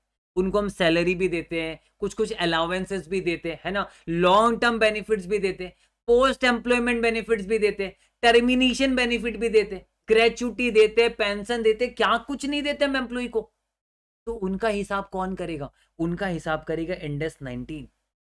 इंडेक्स 19 के हिसाब से आपको एम्प्लॉय बेनिफिट एक्सपेंसेस कैलकुलेट करना है। तो आप सोचो इंडेक्स 19 कितना इंपॉर्टेंट है। इंडेक्स 19 भी मसल के रख देंगे, एकदम सिंपल बना देंगे। लोगों को ये टफ लगता है, पर मैं वही चैप्टर पहले उठाना प्रेफर करता हूँ जो आपको टफ लगेगा, और उसे मसल के रख देंगे। तो इंडेक्स 19 बहुत ही सिंपल स्टैंडर्ड है। पता नहीं बच्चों को क्यों टफ लगता है, पर आप मेरे से पढ़ोगे आपको टफ नहीं लगेगा, एकदम आसान लगेगा। तो इंडेक्स 19 में हम ये डिस्कस करेंगे कि एम्प्लॉय का जो बहुत सारा अलग अलग खर्चा है। हालांकि आप एक बात सुन लेना मेरी, हम सारा जो इनकम एंड एक्सपेंसेस बुक करते हैं ना, वो कैश बेसिस में बुक नहीं करते, वो हम एक्रूवल बेसिस में बुक करते हैं। कैसे बुक करते हैं? एक्रूवल बेसिस में। तो जैसे कि मान लो फॉर एग्जांपल मैं, आप मेरे एक एम्प्लॉय हो, आप मेरी कंपनी में काम करते हो, मैंने आपको कहा कि मैं आपको 50,000 रुपया मंथली सैलरी दूंगा। इसके अलावा जब आप हमारी कंपनी से 10 साल के बाद काम छोड़ के जाओगे, हम आपको पोस्ट एम्प्लॉयमेंट बेनिफिट में आपको ग्रेचुटी वगैरह भी देंगे। तो भाई आपको फ्यूचर में जब 10 साल बाद जो ग्रेचुटी मिलेगा, वो क्यों मिल रहा है? क्योंकि आप अभी सर्विस दे रहे हो तभी तो मिल रहा है। तो जो ग्रेचुटी फ्यूचर में जाने वाला है, उसका खर्चा हमें अभी से बुक करना पड़ेगा। एवरी ईयर हमें अभी से बुक करना पड़ेगा। तो एक्रूअल बेसिस के हिसाब से हम क्या करेंगे, हम एस्टिमेशन करेंगे कि फ्यूचर में कितना जाने वाला है। एक बार प्रेजेंट वैल्यू कंसेप्ट को इग्नोर करता हूं, वो तो इंडेक्स 19 में समझाऊंगा मैं आपको। समझ लो फ्यूचर में मैं आपको 10 लाख रुपया दूंगा, ये मेरा एस्टिमेशन है, और आप मेरी कंपनी में समझ लो 5 साल आने वाले टाइम में काम करने वाले, और मैं आपको 10 लाख रुपया दूंगा। तो देखा जाए तो जो 5 साल आप मुझे सर्विस दोगे, हर साल मुझे 2-2 लाख रुपए का खर्चा बुक करना चाहिए। तो ये एग्जैक्ट में 2 लाख नहीं होगा, इसमें बहुत कुछ खेल होता है, बहुत सारा हमें प्रेजेंट वैल्यू कंसेप्ट वगैरह बहुत कुछ कुछ लगाना होता है, करंट सर्विस कॉस्ट होता है, इंटरेस्ट कॉस्ट होता है, वो सारा हम इंडेक्स 19 में सीखेंगे। तो वो सारा हिसाब जो है इंडेक्स 19 आपको सिखाएगा। तो एम्प्लॉय बेनिफिट एक्सपेंसेस जो हम निकालेंगे वैल्यू, है ना, वो कौन सिखाएगा? इंडेक्स 19। तो इंडेक्स 19 में हम डिस्कशन करेंगे, बड़ा स्टैंडर्ड है। अब डेप्रिसिएशन, डेप्रिसिएशन का भी बहुत बड़ा रोल है। अब बताओ, आप अगर कोई एक मशीन खरीदते हो, या फिर कोई कैमरा खरीदते हो, कोई टीवी खरीदते हो, एक कंप्यूटर खरीदते हो, लैपटॉप खरीदते हो, कुछ भी खरीदते हो, या फिर अपने गाड़ी खरीदा बिजनेस के लिए, अपने ट्रक खरीदा, क्या वो जिंदगी भर सही सलामत वैसे ही चलेगा? जी नहीं। हर एक चीज का एक लाइफ होता है। जैसे हमारा भी एक लाइफ है, हम 50-60 साल 70 साल जिएंगे, है ना। आज का जो जमाना है 60 साल जी लिया बहुत बड़ी बात है, मैं तो मानता हूँ मैं 50 साल जी लूँ बहुत है, ठीक है। तो हमारी जैसे लाइफ है वैसे ही एक मशीन की लाइफ होती है।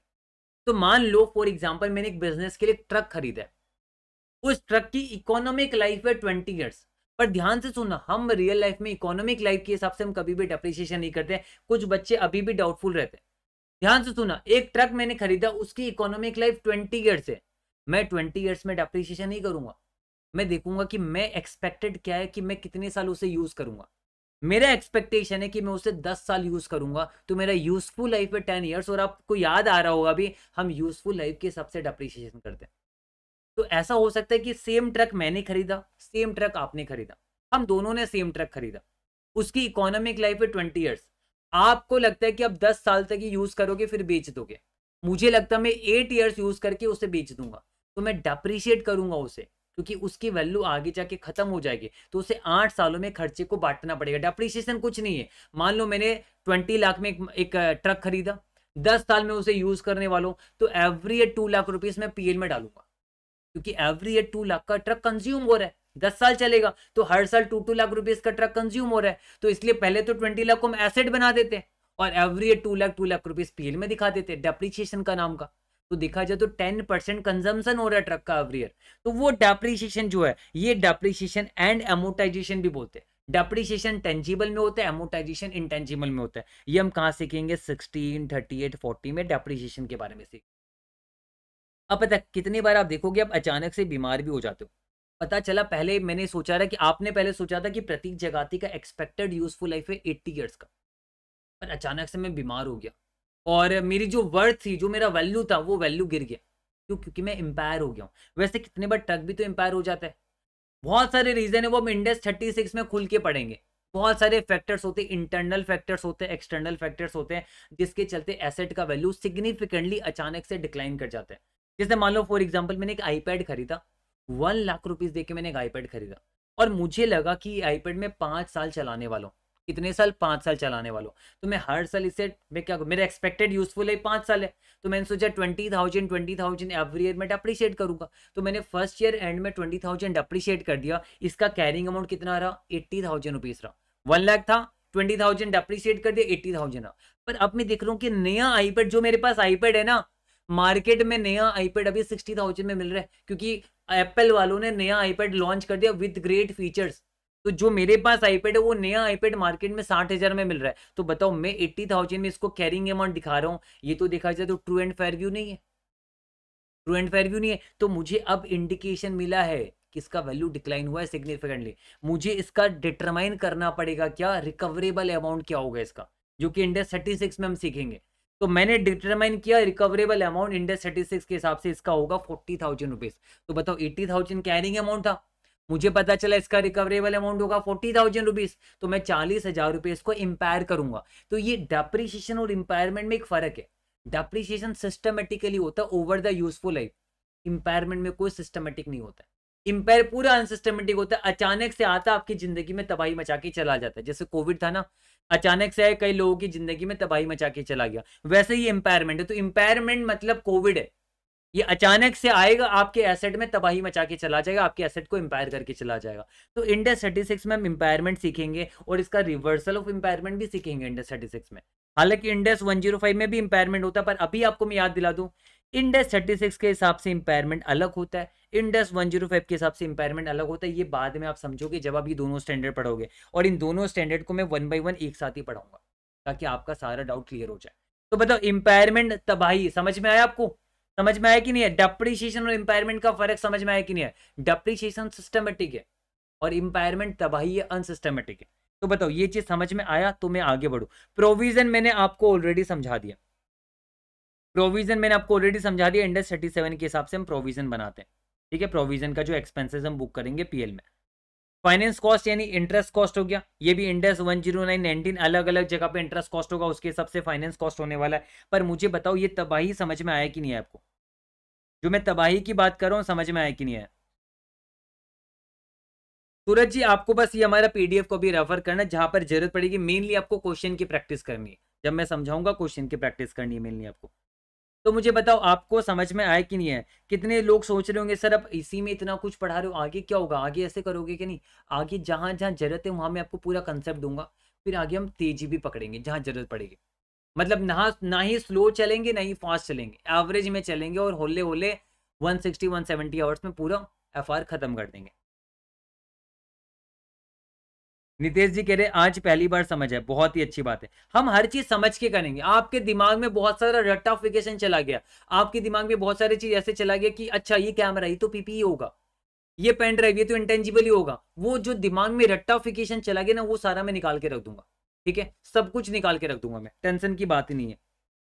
हाँ राहुल जी, एकदम यूनिक एक्सप्लेनेशन, आगे भी यही मिलने वाला आपको, एकदम यूनिक वे में सब कुछ समझ के पढ़ेंगे हम अच्छे से।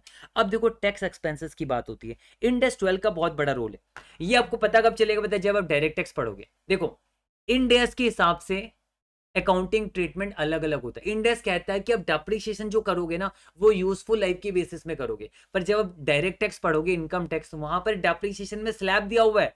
मशीनरी में 15% मिलेगा, कंप्यूटर में 40%, 60% मिलेगा, कहीं कहीं पे तो 100% डेप्रिसिएशन मिल जाता है।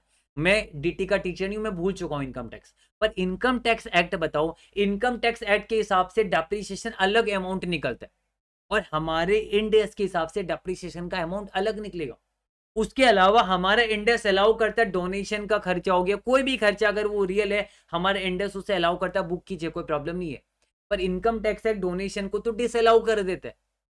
हमारा अकाउंटिंग स्टैंडर्ड इंड एस के हिसाब से आप इंटरेस्ट का खर्चा भी एक्रूवल बेसिस में बुक करोगे, इंटरेस्ट का खर्चा भी आप एक्रूवल बेसिस में बुक करोगे, टाइम पीरियड बेसिस में। पर आपको पता है इनकम टैक्स एक्ट के हिसाब से इंटरेस्ट का जो खर्चा आप बुक करते हो, वो पेमेंट बेसिस में करते हो, रिसिप्ट या पेमेंट बेसिस में करते हो, कैश बेसिस में करते हो। तो जब आप डीटी पढ़ोगे तो आपको पता चलेगा कि डिफरेंसेस है, यानी एज पर इंड एस जो आपका प्रोविजन है अलग अलग खर्चा का बुक करने का, वो इनकम टैक्स एक्ट में प्रोविजन अलग है।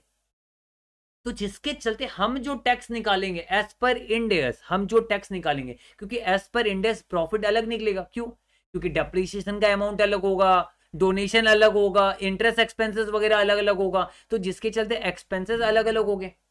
अगर एक्सपेंसेस अलग होंगे तो अल्टीमेटली नेट प्रॉफिट भी तो अलग आएगा।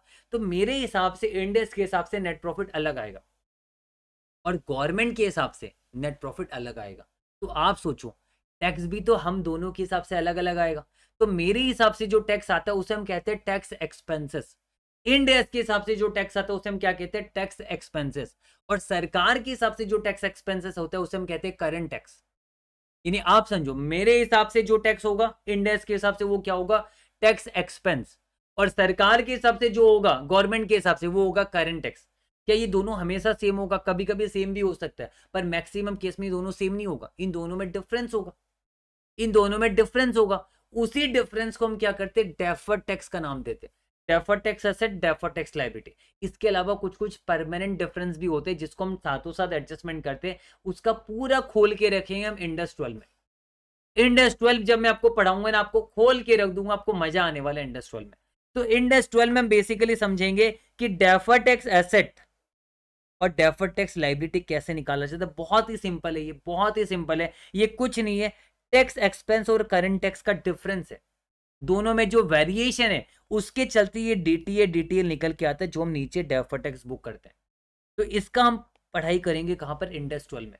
अगर सोचो इनकम टैक्स एक्ट में जो प्रोविजन होते वही अगर हमारे इंडस में प्रोविजन होते ना, तो कोई टेंशन की बात ही नहीं थी, तब तो कोई टेंशन की बात ही नहीं थी, तब तो फिर हम क्या करते, हमारे ये डेफर्ड टैक्स का रूल ही नहीं होता। अब अभी वो कई सारे स्टूडेंट मैंने देखा वो कंफ्यूजन में रहते, वो क्या सोचते पता है, हम सरकार के लिए स्टेटमेंट बना रहे। गलत जवाब। आप जो सरकार के लिए स्टेटमेंट बनाते हो वो टैक्स ऑडिट रिपोर्ट होता है। ये जो अभी हम पढ़ रहे हैं ना इंडेक्स, ये हम सरकार के लिए नहीं बना रहे, ये जनरल पर्पस फाइनेंशियल स्टेटमेंट्स है। सरकार के लिए अगर आप बनाओगे वो तो specific special purpose financial statement हो गया, स्पेसिफिक पर्पस हो गया जो कि सरकार के लिए। हम जो भी फाइनेंशियल स्टेटमेंट बना रहे एज पर इंडेक्स, वो कभी भी सरकार के लिए नहीं बनाते, वो जनरल पर्पस के लिए बनाते, जनरल सभी यूजर्स के लिए बनाते। और इसीलिए जो सरकार के लिए जो फाइनेंशियल स्टेटमेंट बनेगा वो अलग होगा, और दोनों में वेरिएशन करेगा, जिसके चलते deferred tax asset, deferred tax liability आता है। तो आप ये दिमाग में डाल देना, जो मैं पूरा इंडेक्स सबको पढ़ा रहा हूँ वो सरकार के लिए नहीं बना रहे, हम टैक्स ऑडिट के लिए नहीं बना रहे, ठीक है, हम ये बना रहे जनरल पर्पस, जनरल यूजर्स के लिए बना रहे। क्लियर है? तो अगर ये चीज क्लियर है तो मुझे बताओ, हम आगे बढ़ सकते हैं। एंड मैंने आपको पूरा प्रॉफिट का अल्टीमेटली बहुत सारे इंडेक्स का मैंने आपको जिक्र कर दिया है, मैंने हिंट दी थी। एक और इंडेक्स 21 पढ़ेंगे, फॉरेन एक्सचेंज।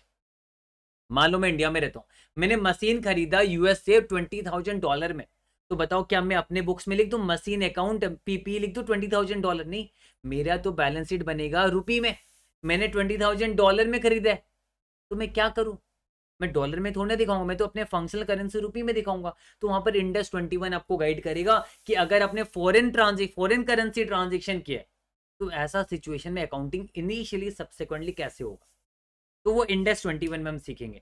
तो अलग अलग सभी इंडेक्स का अपना अपना रोल है, कोई इंडेक्स बेकार में आपको पढ़ाया नहीं जा रहा, सबका अपना अपना यूसेज है, सबका अपना अपना कारण है, तभी आपको पढ़ाया जा रहा है। क्योंकि वो सारे स्टैंडर्ड इसलिए बनाए गए हैं ताकि आपको फाइनेंशियल स्टेटमेंट बनाने में कोई कठिनाई ना आए। लोग सोचते यार इतना कुछ पढ़ाया जा रहा है, देखा जाए तो इजी बना दिया गया। सोचो एक जमाने में जब ये इंडेक्स हुआ ही नहीं करते थे, तब सोचो कितना मुश्किल होता था इंडेक्स रिपोर्ट बनाना, फाइनेंशियल स्टेटमेंट बनाना। पागल, रियल लाइफ में लोग पागल हो जाते थे यार, इसमें क्या ट्रीटमेंट करो, उसमें क्या करो। अब तो कुछ करना ही नहीं है, अब तो परोसा हुआ है। हाँ, आपको इंपायरमेंट करना है, इंडेक्स 36 पढ़ लो। आपको फॉरेन ट्रांजेक्शन करना है, इंडेक्स 21 पढ़ लो। ठीक है, आपको बिजनेस कॉम्बिनेशन करना है, इंडेक्स 103 पढ़ लो। आपको कॉन्सोलिडेटेड फाइनेंशियल स्टेटमेंट बनाना है, इंडेक्स 110 पढ़ लो। आपको रेवेन्यू कितना कैसे बुक करना नहीं पता, इंडेक्स 115 पढ़ लो। आपने मान लो लीज में प्रॉपर्टी को लीज में दिया, आपने प्रॉपर्टी को लीज में दिया, उसका अकाउंटिंग इंडेक्स 116 पढ़ लो। अब तो आसान हो गई जिंदगी, अब तो बस आपको क्या करना, जो परोसा हुआ है ना उसको बस पढ़ना है। लेकिन हम इतने पढ़ाई चोर है, परोसा हुआ चीज भी हमें हजम नहीं होता। सोचो लोगों ने जब बनाया, ये भगवान ने थोड़ा बनाया, हम इंसानों ने तो बनाया। तो सोचो इंसानों ने कितना समय लगाया, हम पढ़ने में 1 साल लगा देते हैं, तो सोचो बनाने वालों ने कितना साल लगाया होगा, कितना साल लगाया होगा सोचो। मुझे पूरा ज्ञान लेने में 3 साल लगे, 2017 से मैं पढ़ रहा हूँ इंडेक्स। सोचो आज में मुझे पढ़ाते हुए 2022 एंड आ गया, मैंने कितने रात काले किए, तब जाके मैं आज कह सकता हूँ कि मुझे इंडेक्स का ज्ञान है। तो हमें तो परोसा हुआ मिल रहा है देखा जाए तो, है ना। तो बताओ ये चीज समझ में आया कि नहीं है। तब हम आगे अदर कंप्रेहेंसिव इनकम की भी बात करेंगे। हम आगे अदर कंप्रेहेंसिव इनकम की बात अभी नहीं करेंगे, जरूरत नहीं पड़ेगी। मैंने कुछ कुछ पॉइंट अदर कंप्रेहेंसिव इनकम का नीचे लिख भी रखा हुआ है। और हम क्या करेंगे पता है, मैं आपको अदर कंप्रेहेंसिव इनकम बहुत अच्छी तरीके से समझाऊंगा। कई बच्चों को कंफ्यूजन रहता है, जैसे revolution surplus other comprehensive income में जाता है। जो हम इंडेक्स 19 पढ़ेंगे उसमें रीमेजरमेंट एक्चुअरियल गेन और लॉस आप पढ़ोगे आगे, उसमें आपका ओसीआई में जाता है। फिर हम फाइनेंशियल इंस्ट्रूमेंट्स में भी पढ़ेंगे कि इक्विटी इंस्ट्रूमेंट में इन्वेस्टमेंट करोगे तो ई रिवोकेबल ऑप्शन लेके आप ओसीआई में काउंटिंग कर सकते हो। तो बहुत सारे अलग अलग किस्से हैं जहां पर ओसीआई में जाता है। और ये ओसीआई कुछ नहीं, स्टेटमेंट ऑफ पीएल के नीचे हम ओसीआई में दिखाते हैं। मतलब आपका स्टेटमेंट ऑफ पीएल के नीचे में स्टेटमेंट ऑफ ओसीआई भी बनता है।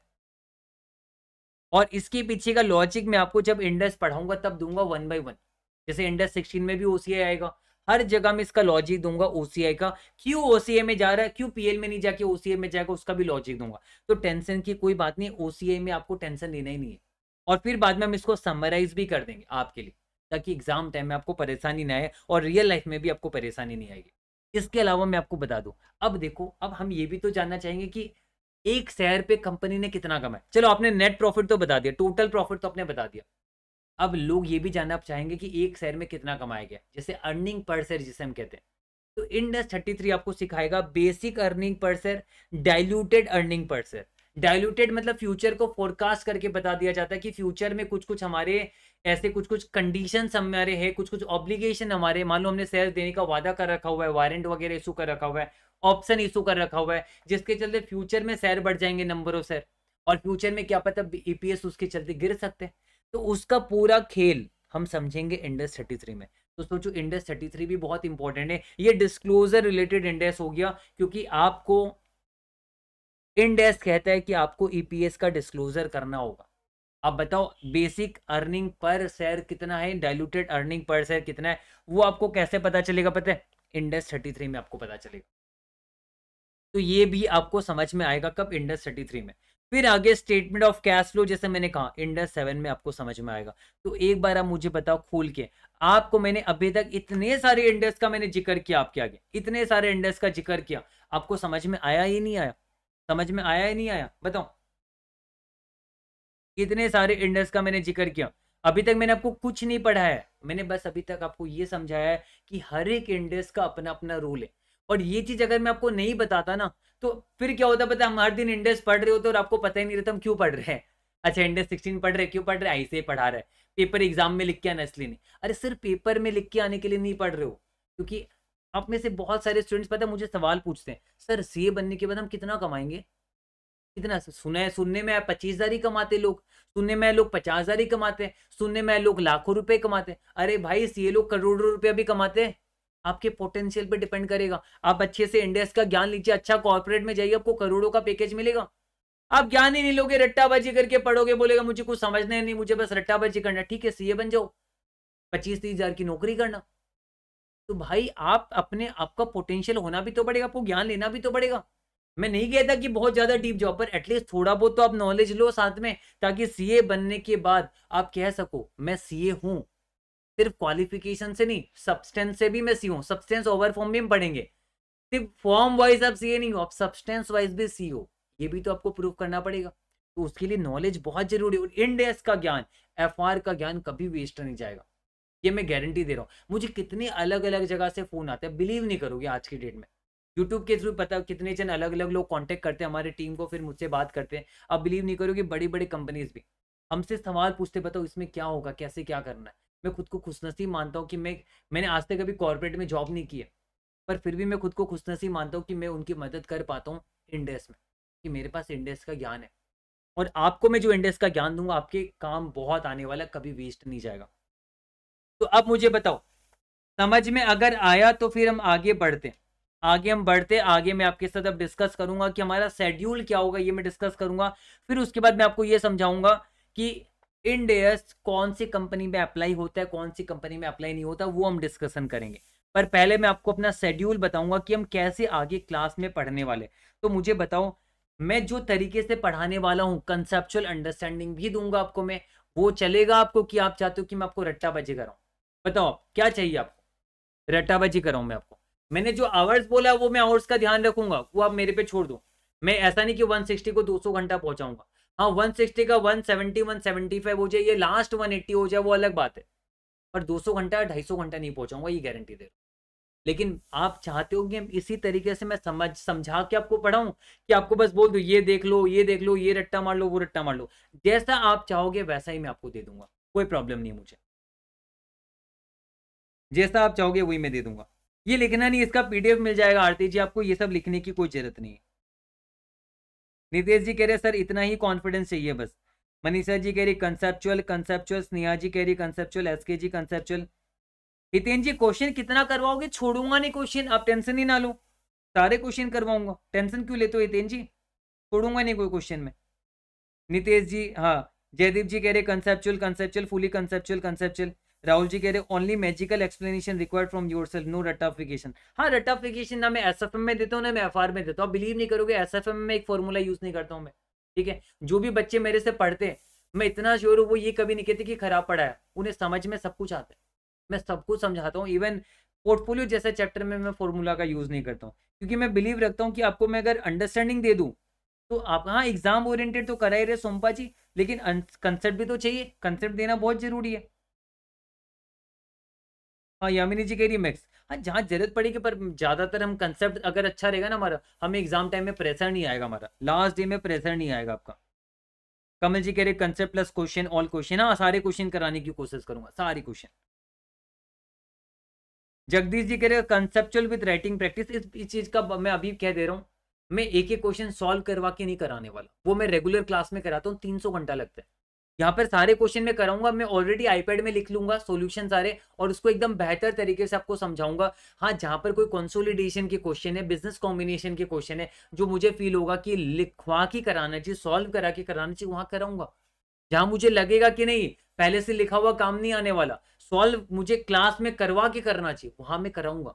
बट बाकी जगह में जहां पर नेसेसरी नहीं है, वहां पर पहले से सॉल्व किया हुआ रहेगा, और उस पर पूरा एक्सप्लेनेशन दूंगा डिटेल वाला, ताकि टाइम भी बच जाए और आपको अच्छे से सब कुछ समझ में भी आ जाए। और बाकी डाउट सेशन भी लेंगे ना, टेंशन की क्या बात है। पर मैं श्योर हूँ डाउट सेशन लेंगे, पर ज्यादा डाउट्स आपके आएंगे नहीं, क्योंकि मैं इस तरीके से पढ़ाऊंगा, ज्यादा डाउट्स आएंगे नहीं आपके। मनी बच्चा जी आज सॉफ्टवेयर में रिप्लाई दूंगा, लेकिन आज नहीं, आज सिर्फ यूट्यूब में आ जाओ, आज सिर्फ यूट्यूब में रिप्लाई करूंगा, ठीक है? यूट्यूब में पूछ लो, सॉफ्टवेयर में रिप्लाई करूंगा मैं आज, और कल ही तो यूट्यूब में हम, तीसरे दिन से तो फिर सॉफ्टवेयर में रहेंगे, तो सॉफ्टवेयर में तो सभी को रिप्लाई करूंगा, टेंशन ना लो। बस आज मैं एक्चुअली एक साथ दो दो फोन नहीं संभाल सकता ना, तो अभी बस यूट्यूब खोल के रखा हूं मैं, यूट्यूब में देख रहा हूँ बस, बाकी आगे सॉफ्टवेयर में ही रिप्लाई जाएगा सभी को। रॉक जी देखिए मैं नोट्स को और बेहतर अपडेट कर करके handwritten notes regular basis में दूंगा। वो बेस्ट नोट्स होंगे, कहीं से भी आजू बाजू से प्रिंट करा लेना, ठीक है? या फिर एक छोटा सा 5-6 हज़ार में प्रिंटर आता है, वो खरीद लेना। आगे भी काम आएगा ना, सीए बनने के बाद भी तो प्रिंटर चाहिए ही आपको। मजाक कर रहा हूँ, नहीं खरीदना है, अगर जरूरत पड़े तो अलग बात है। बस बाकी आप है ना, क्वेश्चन बैंक तो एक साथ ही मिल जाएगा। नोट्स आपको रेगुलर बेसिस में अपडेटेड वाला देते रहूंगा मैं, हैंड रिटन नोट्स, और उसी में मेरा क्लास स्लाइड्स भी मैं ऐड ऑन कर दूंगा। उसे फिर बाद में फाइनली आप एक साथ प्रिंट करा लेना, चैप्टर वाइज खत्म होते जाएगा, प्रिंट कराते रहना। दिनेश जी कह रहे सर फ्री है क्या? फ्री तो काम आपको पढ़ा रहा हूँ ना। हाँ टेस्ट होंगे, सच से सामने कह रहे टेस्ट होंगे, रेगुलर टेस्ट लेंगे, 2-3 इंडेक्स खत्म करेंगे टेस्ट ले लेंगे, 2-3 इंडेक्स खत्म करेंगे टेस्ट ले लेंगे, चैप्टर वाइज, है ना? और एवेल्युएट कर लेंगे कितना पानी पानी में हो, और अच्छे से मन लगा के पढ़ोगे, मेरा साथ दोगे तो सब कुछ पानी पानी लगेगा। तो चलो ठीक है, बहुत जनों ने मैसेज किया कंसेप्चुअल, हम वैसे ही जाएंगे, और कंसेप्चुअल प्लस सारे क्वेश्चन भी करेंगे ताकि एग्जाम आपका बेहतर हो, 70+ आप ला सको।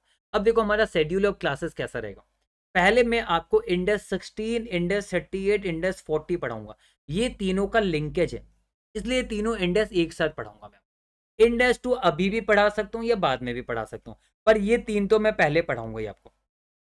उसके बाद मैं सीधा जाऊंगा इंडेक्स 115 में, बड़ा टॉपिक उठाऊंगा। आपको लगे सर बड़ा टॉपिक इतना जल्दी, कोई प्रॉब्लम नहीं है, आप मेरे पे भरोसा रखो। ये टॉपिक आपको मैं आसान बना के नहीं दूंगा ना, तो आप मुझे कमेंट में गाली बकना, मैं इतना गारंटी दे रहा हूँ आसान लगेगा आपको ये। तो इंडेक्स 115 को पानी पानी करेंगे, क्यों? क्योंकि इससे आते एग्जाम में 16 नंबर, 16 मार्क्स, है ना? इसे हम पानी पानी करेंगे। फिर इंडेक्स 16 116 लीजेस, इसे भी इंटरेस्टिंग और इजी बनाने की गारंटी मेरी, ठीक है? इंडेक्स 116 लीजेस बहुत ही आसान है, इसे भी हम आगे नेक्स्ट पढ़ेंगे। ये पढ़ने के बाद इंडेक्स 19 भी करा दूंगा। ये भी लोगों को टफ लगता है, इससे एग्जाम में 8 नंबर के क्वेश्चन आ जाते हैं, 6 से 8 नंबर के, 8 मार्क्स एक्सपेक्ट कर सकते हो आप यहाँ पर, 8 मार्क्स एक्सपेक्ट कर सकते हो। तो ये इंडेक्स 19 भी इसके बाद में करा दूंगा। ये तीनों लोगों को टफ लगते हैं, इसे मैं इजी बनाना चाहता हूँ, इसलिए मैं पहले ले रहा हूँ। और इसका कारण भी मैं आपको बता देता हूँ। शुरुआत में मैं क्या करूंगा, इंडेक्स पे थोड़ा सा टाइम दूंगा, ये सब इंडेक्स को थोड़ा टाइम दूंगा, और बाकी जिस इंडेक्स में मुझे टाइम नहीं देना है, 103 110 में भी टाइम दूंगा, इसलिए ये सभी इंडेक्स पहले करा दे रहा हूँ। बाकी इंडेक्स में जहां मुझे टाइम कम देने से चल जाएगा, वहां टाइम कम देंगे। मतलब समझ रहे हो, मतलब 160 170 आवर्स जो रहेगा, उसमें जो इंपॉर्टेंट इंडेक्स है उसमें थोड़ा डिटेल, मतलब जो फास्ट ट्रैक भी है उसका थोड़ा सा एक्सटेंडेड वर्जन, डिटेल वर्जन में डिस्कस कर लेंगे, और बाकी उधर हमारा टाइम बच जाएगा आराम से। तो उस हिसाब से मैं अपने तरीके से पढ़ाऊंगा। कहीं पर कोई अगर टेंशन आई में ना, कहीं पर भी अगर आपको लगेगा सर थोड़ा तेज हो रहा है, आप मुझे रोक देना, मैं रुक जाऊंगा, टेंशन की कोई बात नहीं है, पर ऐसा बिल्कुल भी कहीं भी नहीं होगा। तो हम क्या करेंगे, 103 110 करेंगे, इन दोनों से मिला के 20 नंबर आ जाते हैं, 16 to 20 मार्क्स। कितनी बार मैंने देखा 14 मार्क्स का एक क्वेश्चन 103 से आ गया, तो 6 मार्क्स का क्वेश्चन 110 से आ गया। तो इसका वेटेज करीबन करीबन 20 मार्क्स का वेटेज रहता है, business combination consolidation. 21 foreign exchange इसकी बात करेंगे, ये भी इंपॉर्टेंट है, सर्विस पेमेंट इंपॉर्टेंट है। तो पहले जो इंपॉर्टेंट इंडेक्स है वो सारे हमारे हो जाएंगे। फिर इसके बाद इंडेक्स 36 105 दोनों एक साथ ही कराना है, ये एक साथ करा दूंगा। फिर उसके बाद index 33 earning per share important है, इनकम टैक्सेस, इंडेक्स 37, इंडेक्स 7 ये करा दूंगा। इसके बाद फाइनेंशियल इंस्ट्रूमेंट कराऊंगा। मैं फाइनेंशियल इंस्ट्रूमेंट्स आप देख रहे हो थोड़ा लेट कराऊंगा, और मैं आप सभी को सजेस्ट करूंगा अगर आपके पास क्लासेस के अलावा अगर स्पेयर टाइम बचता है, तो मैंने ऑलरेडी फाइनेंशियल इंस्ट्रूमेंट्स के आपको लेक्चर दिए हुए रेगुलर वाले, वो आपके पास वक्त मिले तो आप देख लीजिएगा, वक्त ना मिले तो वेट कीजिएगा, आगे मैं आपको फाइनेंशियल इंस्ट्रूमेंट्स कराऊंगा, तो टेंशन की कोई बात नहीं, ठीक है? कराना तो है ही, बाकी अगर आपको अभी वक्त मिले तो अभी करके खत्म कर देना। फिर इंडेक्स 41 एग्रीकल्चर करेंगे, फिर आगे index 20, index 23 analysis of financial statement, फिर जो रिमेनिंग छोटे छोटे टॉपिक है वो सारे हम करेंगे, खत्म कर लेंगे। तो किसी ने अगर एनरोल अभी तक नहीं किया तो pratikjagati.com से वो एनरोल कर सकता है हमारे FASTag live batch, and price भी ज़्यादा नहीं है, 6970 ही है, तो आप चाहो तो एनरोल कर सकते हो। तो यहाँ पर इस तरीके से ये शेड्यूल के हिसाब से हम पढ़ाई करेंगे रेगुलर बेसिस में। आपको बस क्वेश्चन बैंक अभी प्रिंट कराना, नोट्स में आपको handwritten notes regular basis में क्लास स्टार्ट होने से पहले, हर इंडेक्स का क्लास स्टार्ट होने से पहले आपको प्रोवाइड करा दिया जाएगा, आपको मैं दे दूंगा पीडीएफ। एंड टेलीग्राम चैनल जरूर से ज्वाइन कर लीजिएगा। एंड अगर आपको टेलीग्राम चैनल में ज्वाइन नहीं हुए हो आप अभी तक, आप 9864047095 पे मुझे आप टेलीग्राम कर सकते हो, मैं ही रिप्लाई करता हूँ। कितनी बार टीम रिप्लाई करती है, पर मोस्ट ऑफ द टाइम मैं ही रिप्लाई करूंगा। इसमें टेलीग्राम करना है, इस पर आप मैं ही रिप्लाई करूंगा। अदरवाइज जिन्होंने क्लास एनरोल किया उसको तो मेरा पर्सनल व्हाट्सएप नंबर भी मिल चुका रहेगा, है ना। तो आपको टेंशन लेने की कोई बात नहीं है। तो यहाँ पर अब इस शेड्यूल के साथ हम आराम से करेंगे। अगर किसी को इस शेड्यूल में कोई परेशानी कुछ है तो मुझे बता सकते हैं अभी। अगर कोई परेशानी नहीं तो हम इसी शेड्यूल के साथ चलेंगे। और उसके बाद अभी मैं रोड मैप डिस्कस करूंगा, इंडेक्स का इम्प्लीमेंटेशन ही कौन सी कंपनी में इंडेक्स अप्लाई हो रहा है, कौन सी में नहीं हो रहा है, वो हम डिस्कस करेंगे। पर मुझे बताओ ये शेड्यूल आपको पसंद आया जो मैं कराना चाहता हूँ? अगर इस शेड्यूल में आपको कोई परेशानी है, कोई दिक्कत है तो मुझे भी बता सकते हो। नितेश जी क्वेश्चन बैंक हम आपको देंगे, आप टेंशन ना लो। अभी जैसे क्वेश्चन बैंक आने में थोड़ा सा टाइम लगेगा, मैक्सिमम 15 तारीख तक हम हार्ड कॉपी भी देंगे, उसका एडिशनल कॉस्ट लेंगे, हम हार्ड कॉपीज भी देंगे, ठीक है। तो अगर आपको क्वेश्चन बैंक जब तक हम 2-3 इंडेक्स खत्म कर चुके रहेंगे, मैं उसका सेपरेट पीडीएफ आपको जरूर से दे दूंगा। जैसे कल मैं इंडेक्स 16 स्टार्ट करूंगा, तो इंडेक्स 16 का नोट्स और पीडीएफ में कल ही आपको क्लास से पहले दे दूंगा, ठीक है। क्लास से पहले कल ही आपको दे दूंगा, जितना जल्दी हो सके मैं टेलीग्राम पे शेयर कर दूंगा आप लोगों को। तो यहाँ पर क्या करूंगा, टेलीग्राम आप एक काम करना, टेलीग्राम का लिंक मैं एक बार चेक करके यहाँ पर डाल देता हूँ। और अगर किसी को ना मिले तो इस 9864047095 पे आप मुझे टेलीग्राम कर देना, आपको मैं जोड़ दूंगा, ठीक है। अगर आपने क्लास लिया हुआ है तो आप जुड़ जाओगे वहाँ पर आप। बाकी आपको, हाँ ठीक है, यहाँ पर तो बता नहीं सकता मैं टेलीग्राम का लिंक, चलो कोई नहीं है। तो यहाँ पर आपको ऑलरेडी मेल में मिल गया होगा, मैंने टीम से कह दिया आप सभी को टेलीग्राम का लिंक मेल करते हैं, वहाँ पर जुड़ जाएगा। और आज की क्लास तो ऐसे भी आपका मेन टेलीग्राम चैनल में हमने उसका नोट्स डाल दिया। तो बताओ किसी को कोई परेशानी है क्या? जो हमने शेड्यूल बनाया वो सबके लिए परफेक्ट है, तो हम इसी शेड्यूल के साथ चलेंगे। मनी बच्चा जी कह रहे नवंबर 22 का क्वेश्चन में यूज कर सकते हैं। जी हाँ कर सकते हो, बस कुछ कुछ क्वेश्चन एक्स्ट्रा एड ऑन हो गए तो उसके सप्लीमेंट्री देने की कोशिश करेंगे। सही है शेड्यूल। सतीश जी कह रहे sir use bit English in explanation, ठीक है, फिगर वगैरह कोशिश रहेगी इंग्लिश में बोलूँ मैं। आरजी मालिया जी कह रहे प्लीज कंप्लीट एफआई अर्लियर, ठीक है हम देख लेंगे। अभी एक बार 4-5 इंडेक्स कर लेते पहले, 115 116 कर लेते, उसके बाद अगर लगेगा तो एफआई पहले हम ले आएंगे। आपका जो कॉल रहेगा उसके हिसाब से हम एफआई ले आएंगे। अदरवाइज तो एफआई मैंने कहा ना ऑलरेडी रेगुलर वाला डिटेल वाला दिया हुआ है मैंने आपको। दीपिका जी आपको राइट करने की जरूरत नहीं कॉपी में, आपको बस क्वेश्चन प्रैक्टिस करना है और उसके अलावा कुछ भी लिखने की जरूरत नहीं है। मनी बच्चा संडे मेरा, मैं क्लास लूंगा, कोई एक दिन बाकी दूसरे दिन छुट्टी दे दूंगा, संडे क्लास लूंगा। संडे क्लास भी बड़ी होगी। हाँ क्लासेस एवरीडे होगी, कोशिश करेंगे वीक में 6 दिन क्लास रखें। एक दिन आपको ऑफ दूंगा, जिस दिन आप थोड़ा सा किसी का कुछ छूट जाए कुछ हो जाए तो वो उस दिन बैकअप अपना कर सके। कोशिश करना लाइव के साथ ही चलना, क्लासेस को मिस मत करना, आपको लिए फायदेमंद रहेगा। जो क्लास मिस करेगा वो पीछे का पीछे ही रह जाएगा, इसलिए क्लास मिस मत करना। कभी गलती से क्लास मिस हो जाती है तो रिकॉर्डेड वाला उसी दिन देखिए खत्म करना, है ना। उसको लैग मत करना, लैग करोगे तो एक एक करके लैग होते रहेगा और आप बहुत पीछे चले जाओगे, तो इसलिए ऐसा गलती मत करना आप लोग। मनी बच्चा जी कंसेप्ट बुक में कह रहा हूँ ना, हैंड रिटन कंसेप्ट नोट्स में आपको रेगुलरली इंडेक्स वाइज देते रहूंगा आप लोग को। बाकी समराइज नोट्स तो आगे मिलेगा बाद में, वो टाइप रिटन होगा।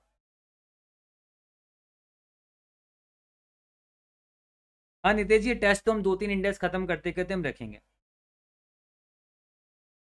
हाँ जतिन जी 15 दिसंबर तक वेट कर लीजिए, उसके बाद करवाएगा। ठीक है दीपक जी, फाइनेंशियल इंस्ट्रूमेंट्स के नोट्स में आज ही शेयर कर दूंगा, आज ही टेलीग्राम में शेयर कर दूंगा, वादा है मेरा। बैकअप मिलेगा, पूरा फुल बैकअप मिलेगा, टेंशन की कोई बात नहीं है, ठीक है फुल बैकअप मिलेगा, फुल सभी क्लासेस का बैकअप मिलेगा। कोई बच्चा अगर लाइव नहीं देखना चाहता, वो रिकॉर्डेड देखना चाहता है, वो देख सकते हैं। हाँ शुभम जी क्लास की कोई भी टाइमिंग में चेंज आएगी तो वो एडवांस में बता दिया जाएगा आपको, टेंशन की कोई बात नहीं। हाँ दीपिका जी नोट्स की हार्ड कॉपी हम 15 तारीख के बाद लाने वाले, क्वेश्चन बैंक वगैरह की हार्ड कॉपी ले आएंगे, नोट्स की भी लेंगे, वो मेन मेन नोट्स रहेगा। हालांकि उससे भी आप क्लास देख सकते हो, पर मैं तो हैंड रिटन नोट्स को रेफर करके क्लास कराऊंगा, फास्ट ट्रैक वाला। रेगुलर वाले वो मेन नोट्स ले पाएंगे फिजिकल कॉपी। सूर्यांश जी आपको मेल में मिला होगा क्लास लेने का मेरा व्हाट्सएप नंबर। हाँ फेब तक आराम से, 20 फेब तक हम खत्म करने की पूरी कोशिश करेंगे, हो जाना चाहिए तब तक आराम से। बाकी भगवान से दुआ करना सब कुछ ठीक चले और इसी फ्लो के साथ हम रेगुलरली क्लास करें तो आराम से डेफिनेटली हो जाएगा। तो चलो, हाँ सूर्यांश जी आपको मेल में मिला होगा, नहीं मिला होगा तो टीम से कांटेक्ट कर लीजिएगा। तो आई थिंक मैंने सभी का क्वेरी भी ले लिया अभी, एंड अभी हम आगे डिस्कस करते कि इंडेक्स किस पे अप्लाई होगा, ये हम आगे डिस्कस करते अभी अच्छे से, ठीक है। सभी की बात, लाइव के बाद कब तक रिकॉर्डेड अपलोड हो जाएगा? सोमिया जी जब तक रिकॉर्डेड अपलोड नहीं भी होगा ना तब तक लाइव क्लास रहेगी वहां पर, तो लाइव सेक्शन में जाके क्लास कभी भी देख सकते हो। वंस रिकॉर्डेड अपलोड होगी उसके बाद ही लाइव सेक्शन से वो क्लास में रिमूव करूंगा। तो आप अगर चाहो तो इमीडिएटली लाइव क्लास के बाद भी क्लास देख पाओगे लाइव सेक्शन में जाके, और बाद में रिकॉर्डेड में जब जाएगा क्लास तब लाइव सेक्शन से मैं रिमूव करूंगा।